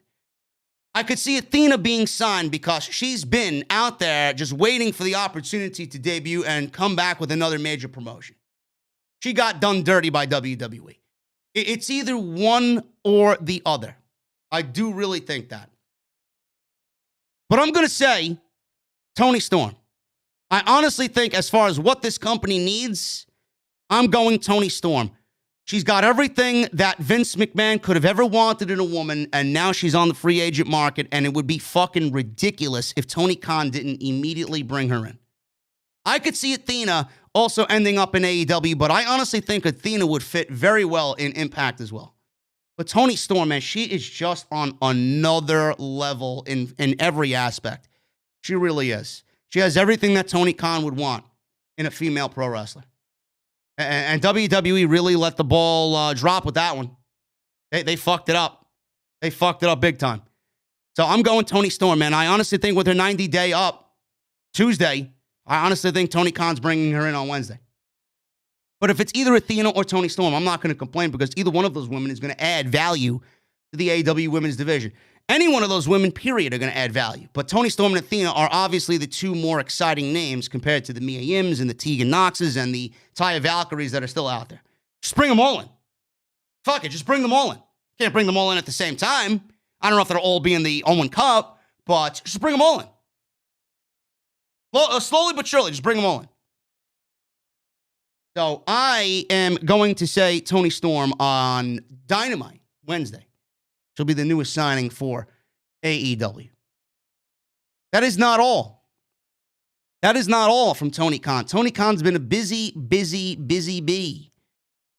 AEW is actually also in talks with Deonna Purrazzo. Deonna Purrazzo may be the next person to join AEW. Tony Khan stated during an appearance on the Strong Style YouTube show, whatever the fuck that is, that he's talking with the Ring of Honor Women's Champion Deonna Purrazzo, who is currently under contract with Impact Wrestling. Purrazzo is slated to do a champ challenge where she will defend either the AAA Reina de Reinas Championship or the Ring of Honor Women's Championship against a mystery opponent at the Impact Multiverse of Matches special next Friday. So that's another wrestling show that I didn't know was happening next Friday. This will take place on the same night as the Ring of Honor Supercard of Honor pay-per-view event, WrestleMania weekend. He says, when Deonna won the Ring of Honor title, when they booked that match, I did not have an agreement in place to buy Ring of Honor yet and was not booking the matches. Khan said regarding Deonna, with them having a show the night of our pay-per-view, I don't know how it's going to work out. Scott D'Amore and I are still talking about that because I completely respect their position that they have an event that night as well. Tony Khan said that he would love to have Deonna Purrazzo defend the title at the event, but he wouldn't want to put her in a tough position of wrestling twice in the span of a few hours, although he didn't shut the door on the idea as he's still taking time to talk about it with Scott D'Amore. You want to know my opinion on that? Tony Khan's going to respect Impact, and Tony Khan's going to respect Scott D'Amore. If anything, Deonna Purrazzo will willingly work both shows. They're both going to be in Texas. They're going to be in the area. So whatever the case may be, if Deonna if it's possible, I don't know when this Impact show is happening. I know the Ring of Honor show is happening at night. I don't know when the Impact show is happening. But if it is possible at all, I could see Deonna Purrazzo willingly taking on that task to wrestle at Impact and then wrestle at Ring of Honor, Supercard of Honor. But at the end of the day, Deonna Purrazzo is holding the Ring of Honor Women's Championship, and she will be working for Tony Khan at some point in the future to defend that championship on whatever show he does next. So it's not going to be where Deonna Purrazzo is the Ring of Honor Women's Champion. She's not going to work with Tony Khan or work with Ring of Honor. It's just something that happened as far as the scheduling is concerned that may not allow her to do it this time. And if it's not happening this time, I'm sure Tony Khan will get some female representation on that Ring of Honor show in place of Deonna Purrazzo. It's not that big of a deal. It's not. She will end up there eventually. But if it's up to her, I honestly think just by the body of work that Deonna Purrazzo has given us over the last couple of years, she may actually welcome the task if it's possible to wrestle at Impact and wrestle for Ring of Honor in the same day. There's another top free agent that's expected to sign with AEW, more so Ring of Honor, but more so AEW. Fightful Select reported today that several sources have indicated that the working plan is for Jonathan Gresham to sign with AEW and work Ring of Honor, and noted that he is expected to work more AEW dates. They've also heard discussions to integrate Supercard of Honor into the announcement of the deal being made, although that has not been confirmed yet. Tony Khan did say that he's got some surprises up his sleeve, whatever the case may be. I don't know what that means or what he's planning to do. He already announced another match. I believe it will be Wheeler Yuta versus Josh Woods, I believe, at the pay-per-view. Should be a decent little match there for Wheeler Yuta to get his feet wet and maybe open the eyes of William Regal per storylines there. Both sides have said to have been quiet about the situation as the current Ring of Honor original world champion continues to work outside dates. Sources in Impact Wrestling indicated that he's not signed a contract with them, and they expected him to be in AEW soon. Gresham is scheduled to work the Ring of Honor show and defend the Ring of Honor world title in a unification match with current champion Bandito at Supercard of Honor on Friday. So I could see him losing that title and then joining AEW after it's over. And Bandito will continue his championship run that he had as the undisputed Ring of Honor champion. Jonathan Gresham is a guy that I've been very excited to see in AEW just because of the fucking matches that I know he's going to be able to have there. You name it. Put him in the ring with anybody, man. And I know everybody's wanting Bryan Danielson versus Jonathan Gresham. I'm with you on that one, man. I'm waiting for it. Just give it to me. Inject it in my fucking bones, man. Really. This is a great signing. You got one of the best pro wrestlers on the face of the earth in Jonathan Gresham, and he's going to be in AEW with that roster. The dream matches that he is about to have, if this is the deal, is going to be out of this world fucking bonkers. This is a great time to be a wrestling fan, man. I don't know how anybody is looking at this and saying, oh, Tony Khan is signing so many guys. How is he signing so many people? Who gives a shit? You're a fucking fan. Continue to be a fan. Who gives a shit? We discussed this on Wednesday. For the amount of fucking people complaining about how many people Tony Khan has on his roster, stop being his financial advisor. He didn't ask for anybody. He doesn't need financial advisors. He's doing what he needs to do. You know, I don't understand how people complain about it, man, when you watch SmackDown tonight and you see absolutely the same shit every single fucking week. Monday Night Raw had 5 fucking rematches. But you're okay with that, right? How many rematches do we see on a weekly basis on AEW Dynamite? 0. 0, geeks, right? Shut the fuck up. Seriously. Shut your mouth. I don't want to hear you fucking people complain about Tony Khan and the money he's spending. Oh my goodness, man. I didn't know Tony Khan needed fucking tax people to come after him. Huh? Too much money being spent. Like you're grounding him. Like you're not going to offer Tony Khan an allowance anymore. Give me a fucking break. Seriously. Holy shit. That's the AEW news, man. Big signings happening for Ring of Honor and AEW in the coming weeks. Rampage. Let's get into Rampage, man. I don't want to spend too much time on Rampage. Rampage was, it was all right. It really felt tonight like a tape show, man. You ever watch a live show and just realize that it's live and it's just fucking energy? and you watch a tape show and just fucking realize and feel like it's taped. The way it flows, the way it just sits, the way it comes off on television. It's just a taped show. Yes, Jesse, I'm still live, geek. Make sure you're serving the fucking drinks, man. What the fuck are you talking about in my life? Fuck out of here, man. Just shut up and serve the fucking drinks, man. Yes, Rampage was all right tonight, but it just felt more taped than I remember, man. Rampage needs to be, I can't stress this enough. Rampage needs to be moved off Friday. Rampage needs to be moved to a normal time slot. Rampage needs to be moved to 2 hours. Seriously. It really needs to be their B show. Dustin Rhodes and Lance Archer. Lance Archer was there with Dan Lambert. There were pre-match hijinks here. Lambert tried to interview before the match, and they had him out there. He was causing chaos and nearly got powerbombed by Rhodes. So the match finally got started. They were back in the ring after being on the floor for a little bit. Rhodes missed a cannonball on the floor. Archer took control. They go back in the ring. Rhodes was bleeding from the ear. Archer raked away at Rhodes' face. So Rhodes was making a comeback. He ate a big boot from Archer. Archer bit Rhodes' finger in a submission hold.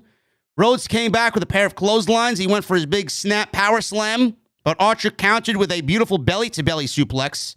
Archer missed the charge in the corner, and Rhodes mounted the corner with 13 punches and a big bionic elbow. Rhodes went for his signature running bulldog. Archer countered, but Rhodes came back with a bulldog off the middle rope of his own. Rhodes hit the crossroads for 2. That is not going to really get over with the AEW fans anymore because Cody's going to be using that on Monday Night Raw in a couple of weeks. How many people in AEW are still upset that Cody Rhodes is now E-bound? I don't blame you if you are upset, man. Cody's full of shit. I don't give a fuck. I'm going to enjoy Cody Rhodes on WWE TV. Why? Because I need something entertaining to watch on Monday, whereas right now there's nothing. Nothing but Edge. So Dustin hit Crossroads, and Archer came back with a vertical suplex. He then hit a full Nelson slam, only got a 1 count on Dustin. Choke slam got Archer a near fall. He set up for the blackout slam, but Rhodes slid out, fell to the mat. Archer spotted the exposed turnbuckle that was pulled off earlier in the match. He went to send Rhodes into the exposed buckle, but Rhodes dropped down and sent Archer into the exposed turnbuckle head first. Rhodes quickly hit a jackknife cover to get the pin. Decent little match here. Not all that great if you ask me. I'm a big fan of Dustin. I think he's got a lot left in the tank. I just love the emotion and passion that you see from Dustin Rhodes. I'm a big fan of Lance Archer as well. It really didn't do anything to excite me because there really isn't a foundation of why these two guys are fighting. They're in Texas, and the only thing that I could come up with is that they're two big Texas guys, and they're fighting in Texas. So Tony Khan booked the match. Yeah, let's book Dustin versus Lance Archer, whatever the case may be. After the match, Archer was upset that he lost. The jackknife cover, by the way, at the end looked very sloppy. With the size of Lance Archer, I find it very difficult to believe that Archer could not kick out of the sloppy cover that Dustin Rhodes won the match with. Archer attacked Rhodes on the floor, sent him headfirst into the steps. This made Dustin Rhodes bloodied. More blood on AEW television. You know, I got to agree with the other people in the community that have complained about the amount of blood on AEW television. I'm going to add my own 2 cents in here. I don't know why everybody needs to bleed on AEW.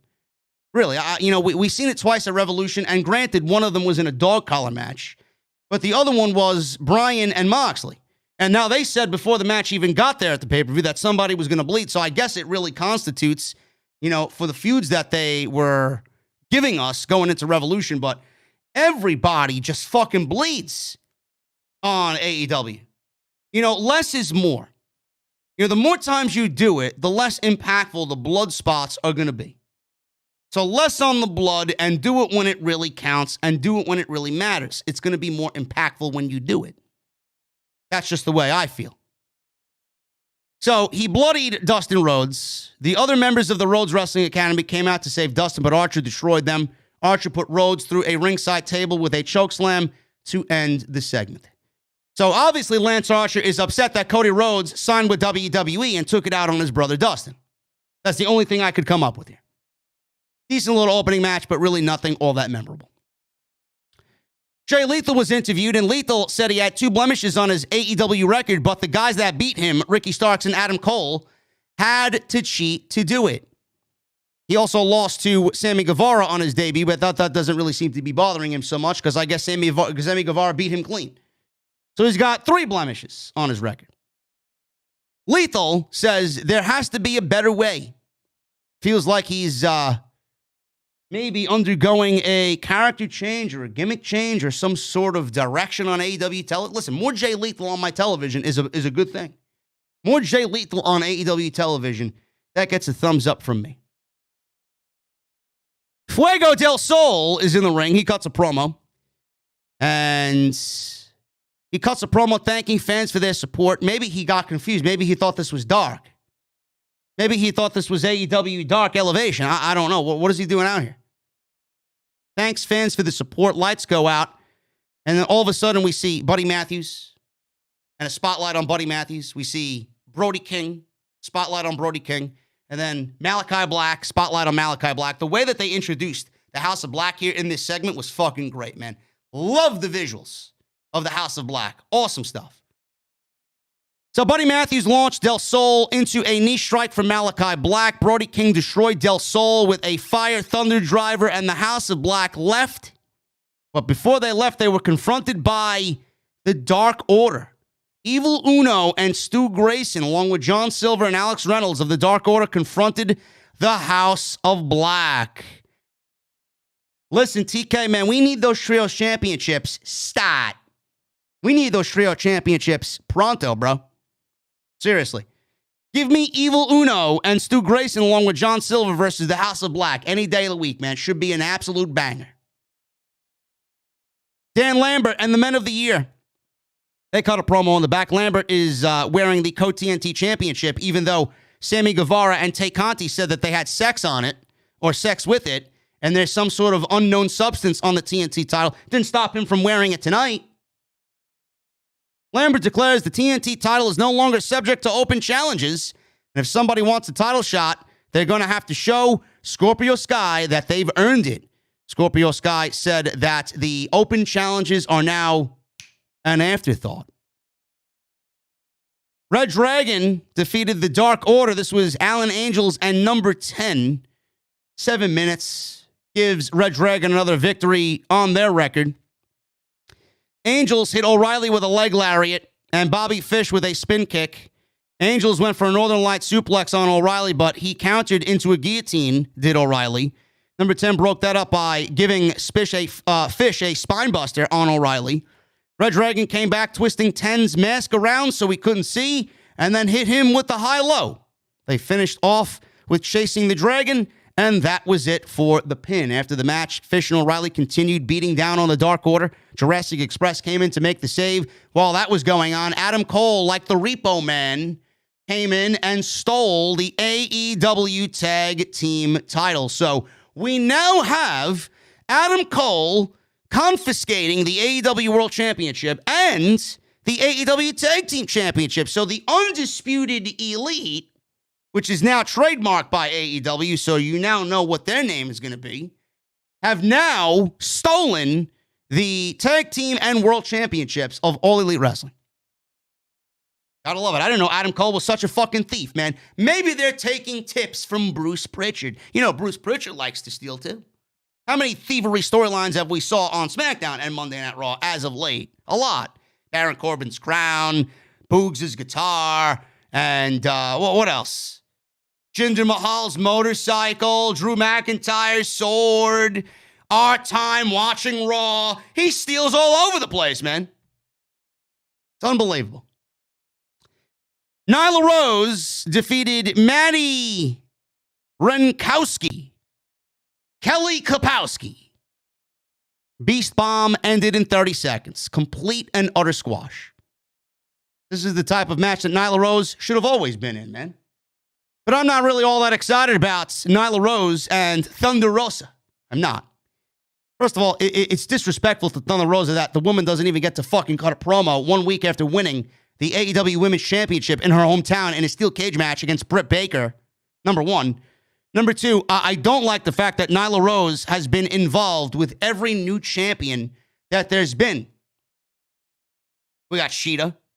We got Riho before Sheeta. Riho, Sheeta, Britt Baker, and now Thunder Rosa. It's almost like Nyla Rose can't get the job done, and she waits till every new champion is crowned to once again give her shot at the AEW Women's Championship. I don't like it. I think it's fucking terrible. Nyla Rose and Thunder Rosa is not the making of a good match. And Vicky Guerrero needs to go away. There's nothing more I hate than Vicky Guerrero's screeching. Seriously. It honestly brings the quality of AEW television down several notches. It doesn't necessarily do anything for Nyla Rose either, and it did nothing for the Thunder Rosa segment. I would much rather hear Thunder Rosa speak and tell us what she's feeling after winning the Women's Championship. She never gets a promo. What's with Thunder Rosa not getting a promo? The only time we hear her speak is in 10-second fucking, quick lines in a pre-tape segment. Let the woman fucking talk. Main event. Ricky Starks and Swerve Strickland. This went about 10 minutes. This was for the FTW Championship. Starks and Strickland had a very good match in the main event. Easily the best thing on the show. Starks missed a moonsault early on. Hit a tornado DDT, went for a near fall. Starks had his little posse, his entourage, at the commentary table. They were holding signs up and annoying Chris Jericho. They were there cheering on Starks. They're these geeks dressed in fucking shit clothing and tacky clothing, and they're holding up signs for Ricky Starks. Starks went for a back suplex, but Swerve hit a knee strike and a pair of running clotheslines. Elbow to the back of Starks' head from the middle rope. Swerve hit a leaping flatliner, which looked great for a near fall. Swerve is so good. He is so good, man. I don't know how they fucked him up. I don't know how they let him go in WWE. Another botch by Bruce and company. Swerve went for a half-and-half suplex, but Starks countered, had a double underhook. Strickland went for a go-behind, sent Starks to the outside, then came off the apron with a standing, running, shooting star press off the ring apron.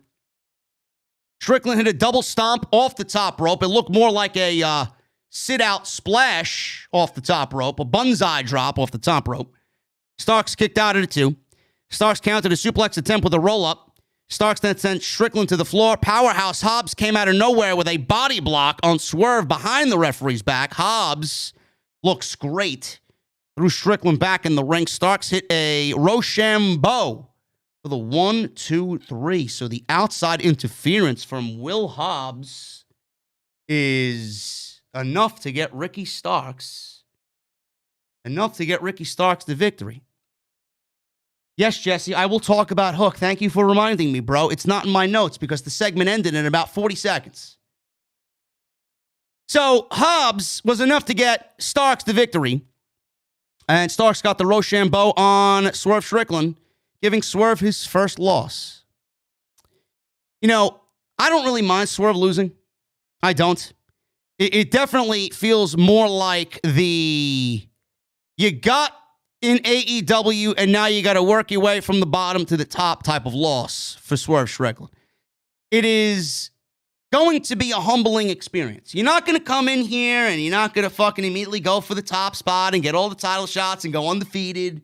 It's a typical route for somebody to take. I'm glad he got his loss. Get it out of the way. And Ricky Starks, I don't see him losing that title anytime soon. I don't see that belt getting away from Team Taz. So the fact that Swerve lost his match here tonight, I'm glad. Get it out of the way. Now we don't have to worry about it. And the win back for Swerve is going to come in the form of help from Keith Lee. Keith Lee and Swerve beat down Starks and Hobbs at the end of the match. There was a big brawl. Starks' entourage held up their banners to celebrate Starks' victory. Keith Lee threw some fucking geek through this big banner, and he then ran into the ring, and him and Hobbs brawled. Strickland, Lee, Starks, and Hobbs got into a huge brawl, separated by every AEW official that was backstage, and that's the way the show went off the air. That should be a decent little match when it happens. Miss Swerve and Keith Lee versus Hobbs and Starks. Oh, my goodness, man. That is going to be awesome.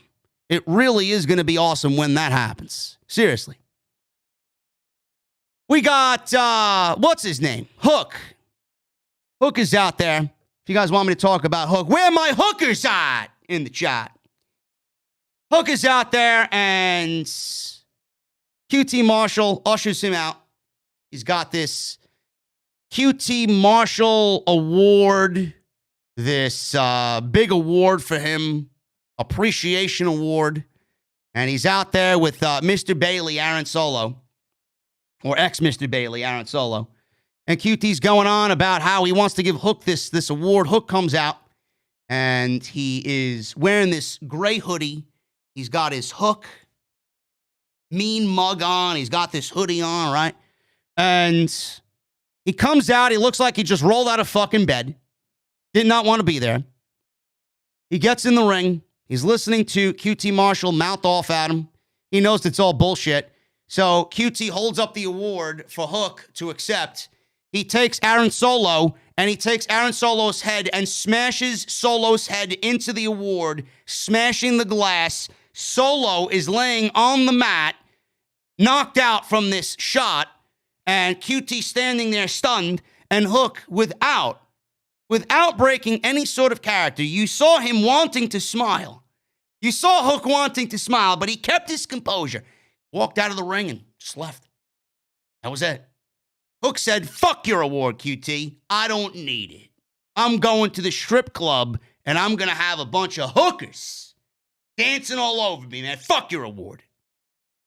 And that was AEW Rampage. Where are all my hookers at? In the chat. Thank you guys very much for hanging out with me tonight, man. Had a good time. If you guys enjoyed the show, man, hit that thumbs up. I see 855 likes on the live stream chat right now, man. We are so close to 1,000. Can we get to 1,000? If you guys are in the chat and have not hit the thumbs up, please do that for me, man. Helps out the video tremendously. Hit that subscribe button if you have not done so. Oh, Danhausen was out there, too. Danhausen tried to curse Hook, and Hook said, fuck your curse, man. He walked away. How can I forget about Danhausen? If you guys have not hit the subscribe button, man, please hit that subscribe button down below. Turn on the bell for notifications. Go check out all the other videos if you missed them. Please do so, man. You got Monday Night Raw, NXT, AEW Dynamite. You got 2 WWE 2K videos up there, and an extra where we talked about AJ Styles. There's actually AJ Styles news right now, man. AJ Styles and Edge news. I think WWE made another change to the WrestleMania card.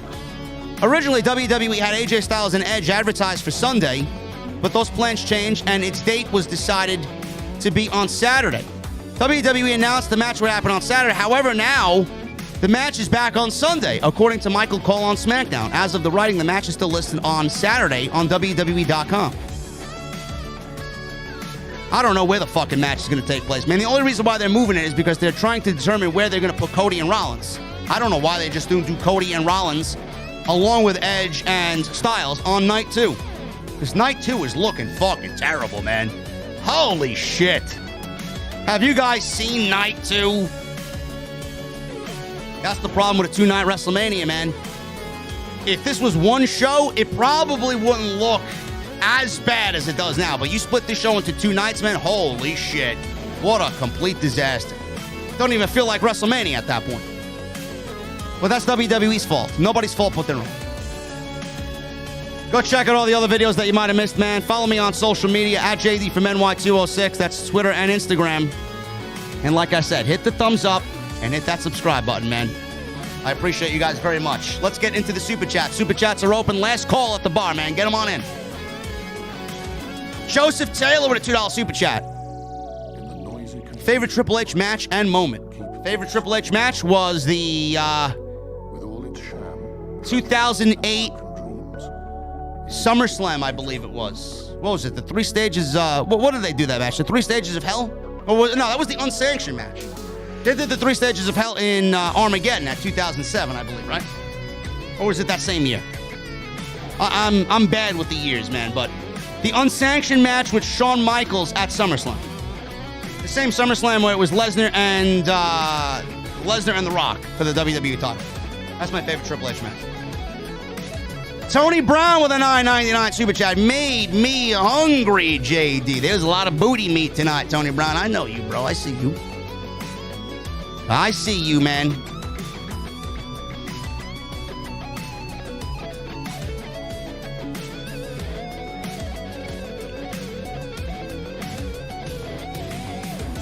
Montreal Rather with a $5 super chat. 2002. I don't know why I said 2008. 2008. I think I said 2008 in tomorrow's video, too. 2002. Yeah, 2002. 2008. I think, what was that? That was around the time Shawn Michaels was feuding Chris Jericho, right? I'm fucking tired, man. You gotta excuse me. Montreal Rather with a $5 super chat. Thanks for the review and thanks for the gameplay of WWE 2K22. Got the game myself. First WWE game I bought since Randy Orton was on the cover. Listen, man, the game is all right. It's not the greatest game that I've ever played. It still feels more of the same. It just looks a lot better than it did. And it plays a lot better. Colin Hutton with a 7-month membership. Thank you, Colin. Thank you for the recommitment, bro, to the VIP club. I recently bought WWE 2K22, and I must say, this is fun. I like the arcade-inspired controls. This game ain't perfect, but it's a step in the right direction.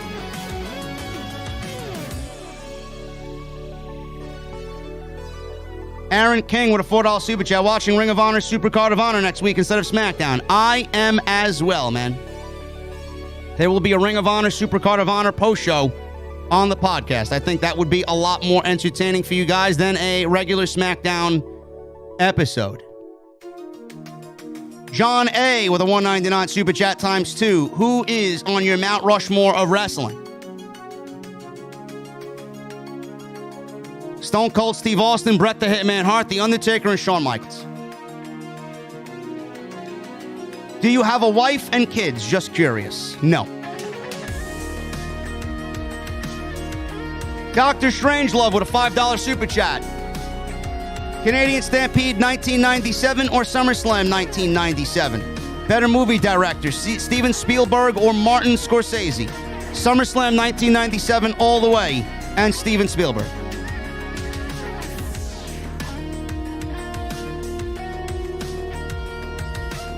Rafi with a $10 super chat. Hey, JD, I love your show, man. I always don't get to see it live, but I wanted to show you some appreciation for your work. Thank you, Profi. I appreciate you, man. Show it more often, man. It's a fun time here.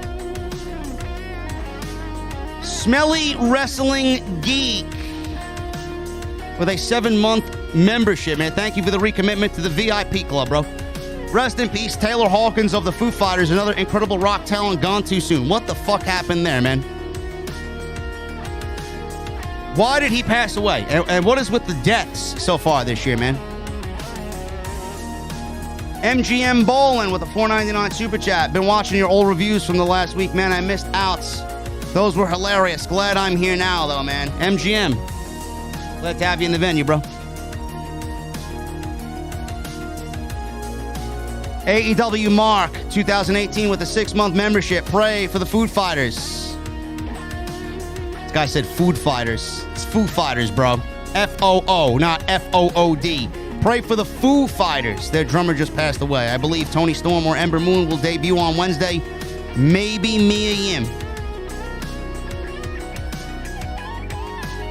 Jesse's Fat Balls becomes a new member. Yo, Fat Balls, thank you for becoming a new member, bro. What are you drinking tonight? Gary the New Man becomes a member for 4 months. Thank you to the VIP club, man. The commitment to the VIP club. He says, hashtag, hey, yo. Julian Torres with a $1.99 super chat. Shout out, Jersey City and St. Peter's is all elite. St. Peter's Peacock is all elite 8. Indigo, 21 months. Thank you, brother. Hey, JD, much respect. Today is actually my birthday. I was wondering if I get a special birthday shout out. Another awesome live stream. Indigo, of course, man. Everybody in the chat, I want you to throw up, not the birthday cake emojis. I want you to throw up the fucking beer emojis because we're all going to toast to Indigo and his birthday today, man.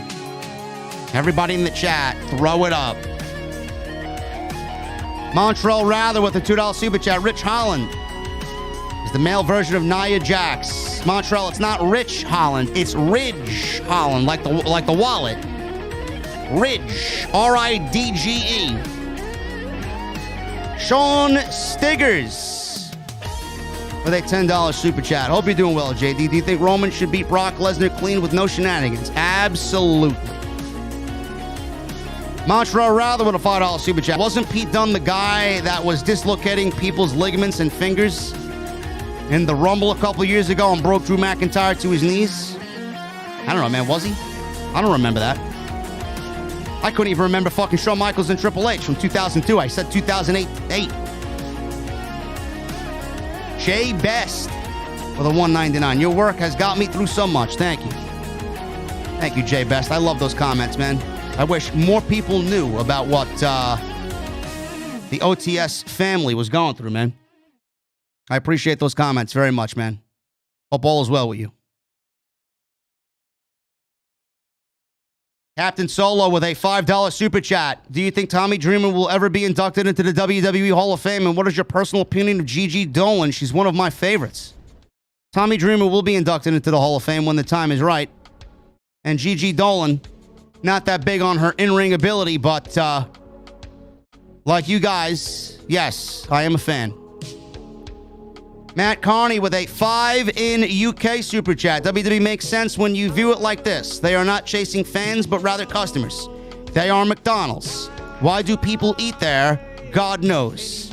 Well, McDonald's is fucking dog shit, bro. Do not inject toxic fucking food into your body like McDonald's, man. What a waste. Seriously. So yes, WWE is McDonald's. They are toxic.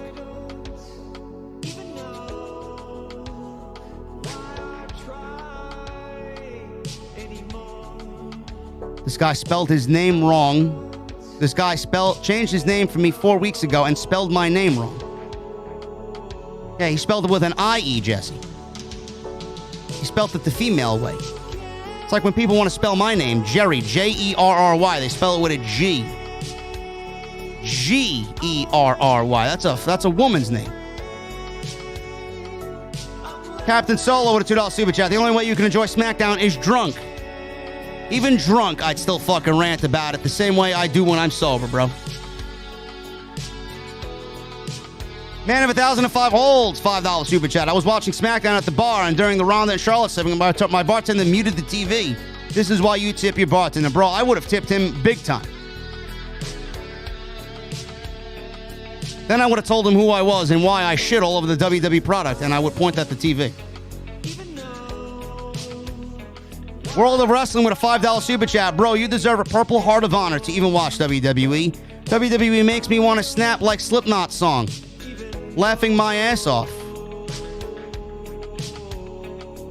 There are people out there that have actively supported WWE for the longest time, bro, and they never see what's wrong with it.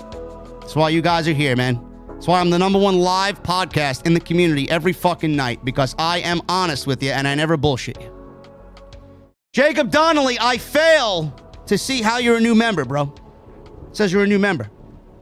I know you've been subscribed here, bro. It says you're a new member. What are you drinking, bro?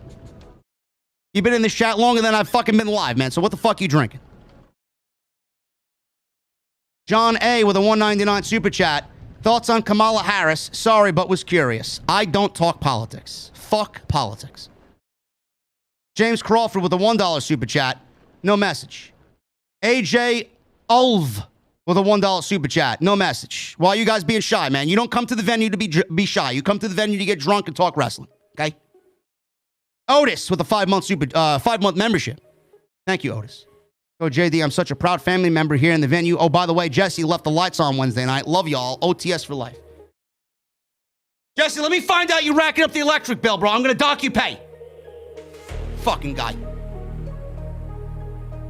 Otis just ratted you out, bro. Ulysses with a $2 super chat. They should call it the WWE Undisputed World Title. You go tell Bruce Pritchard that, bro.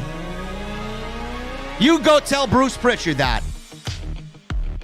Francis Loop with the $10 super chat. The last thing we should see in night 1 is holy shit chants Great Khali versus Omos. And Khali does a superplex off the top rope onto Omos.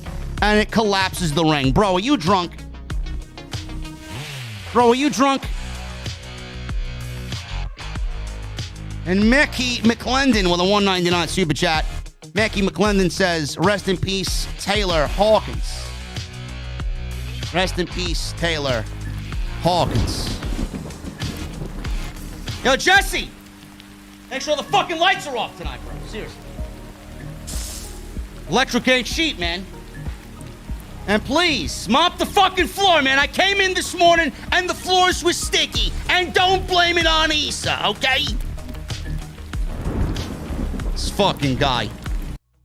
Jesus fucking Christ, this guy. Seriously.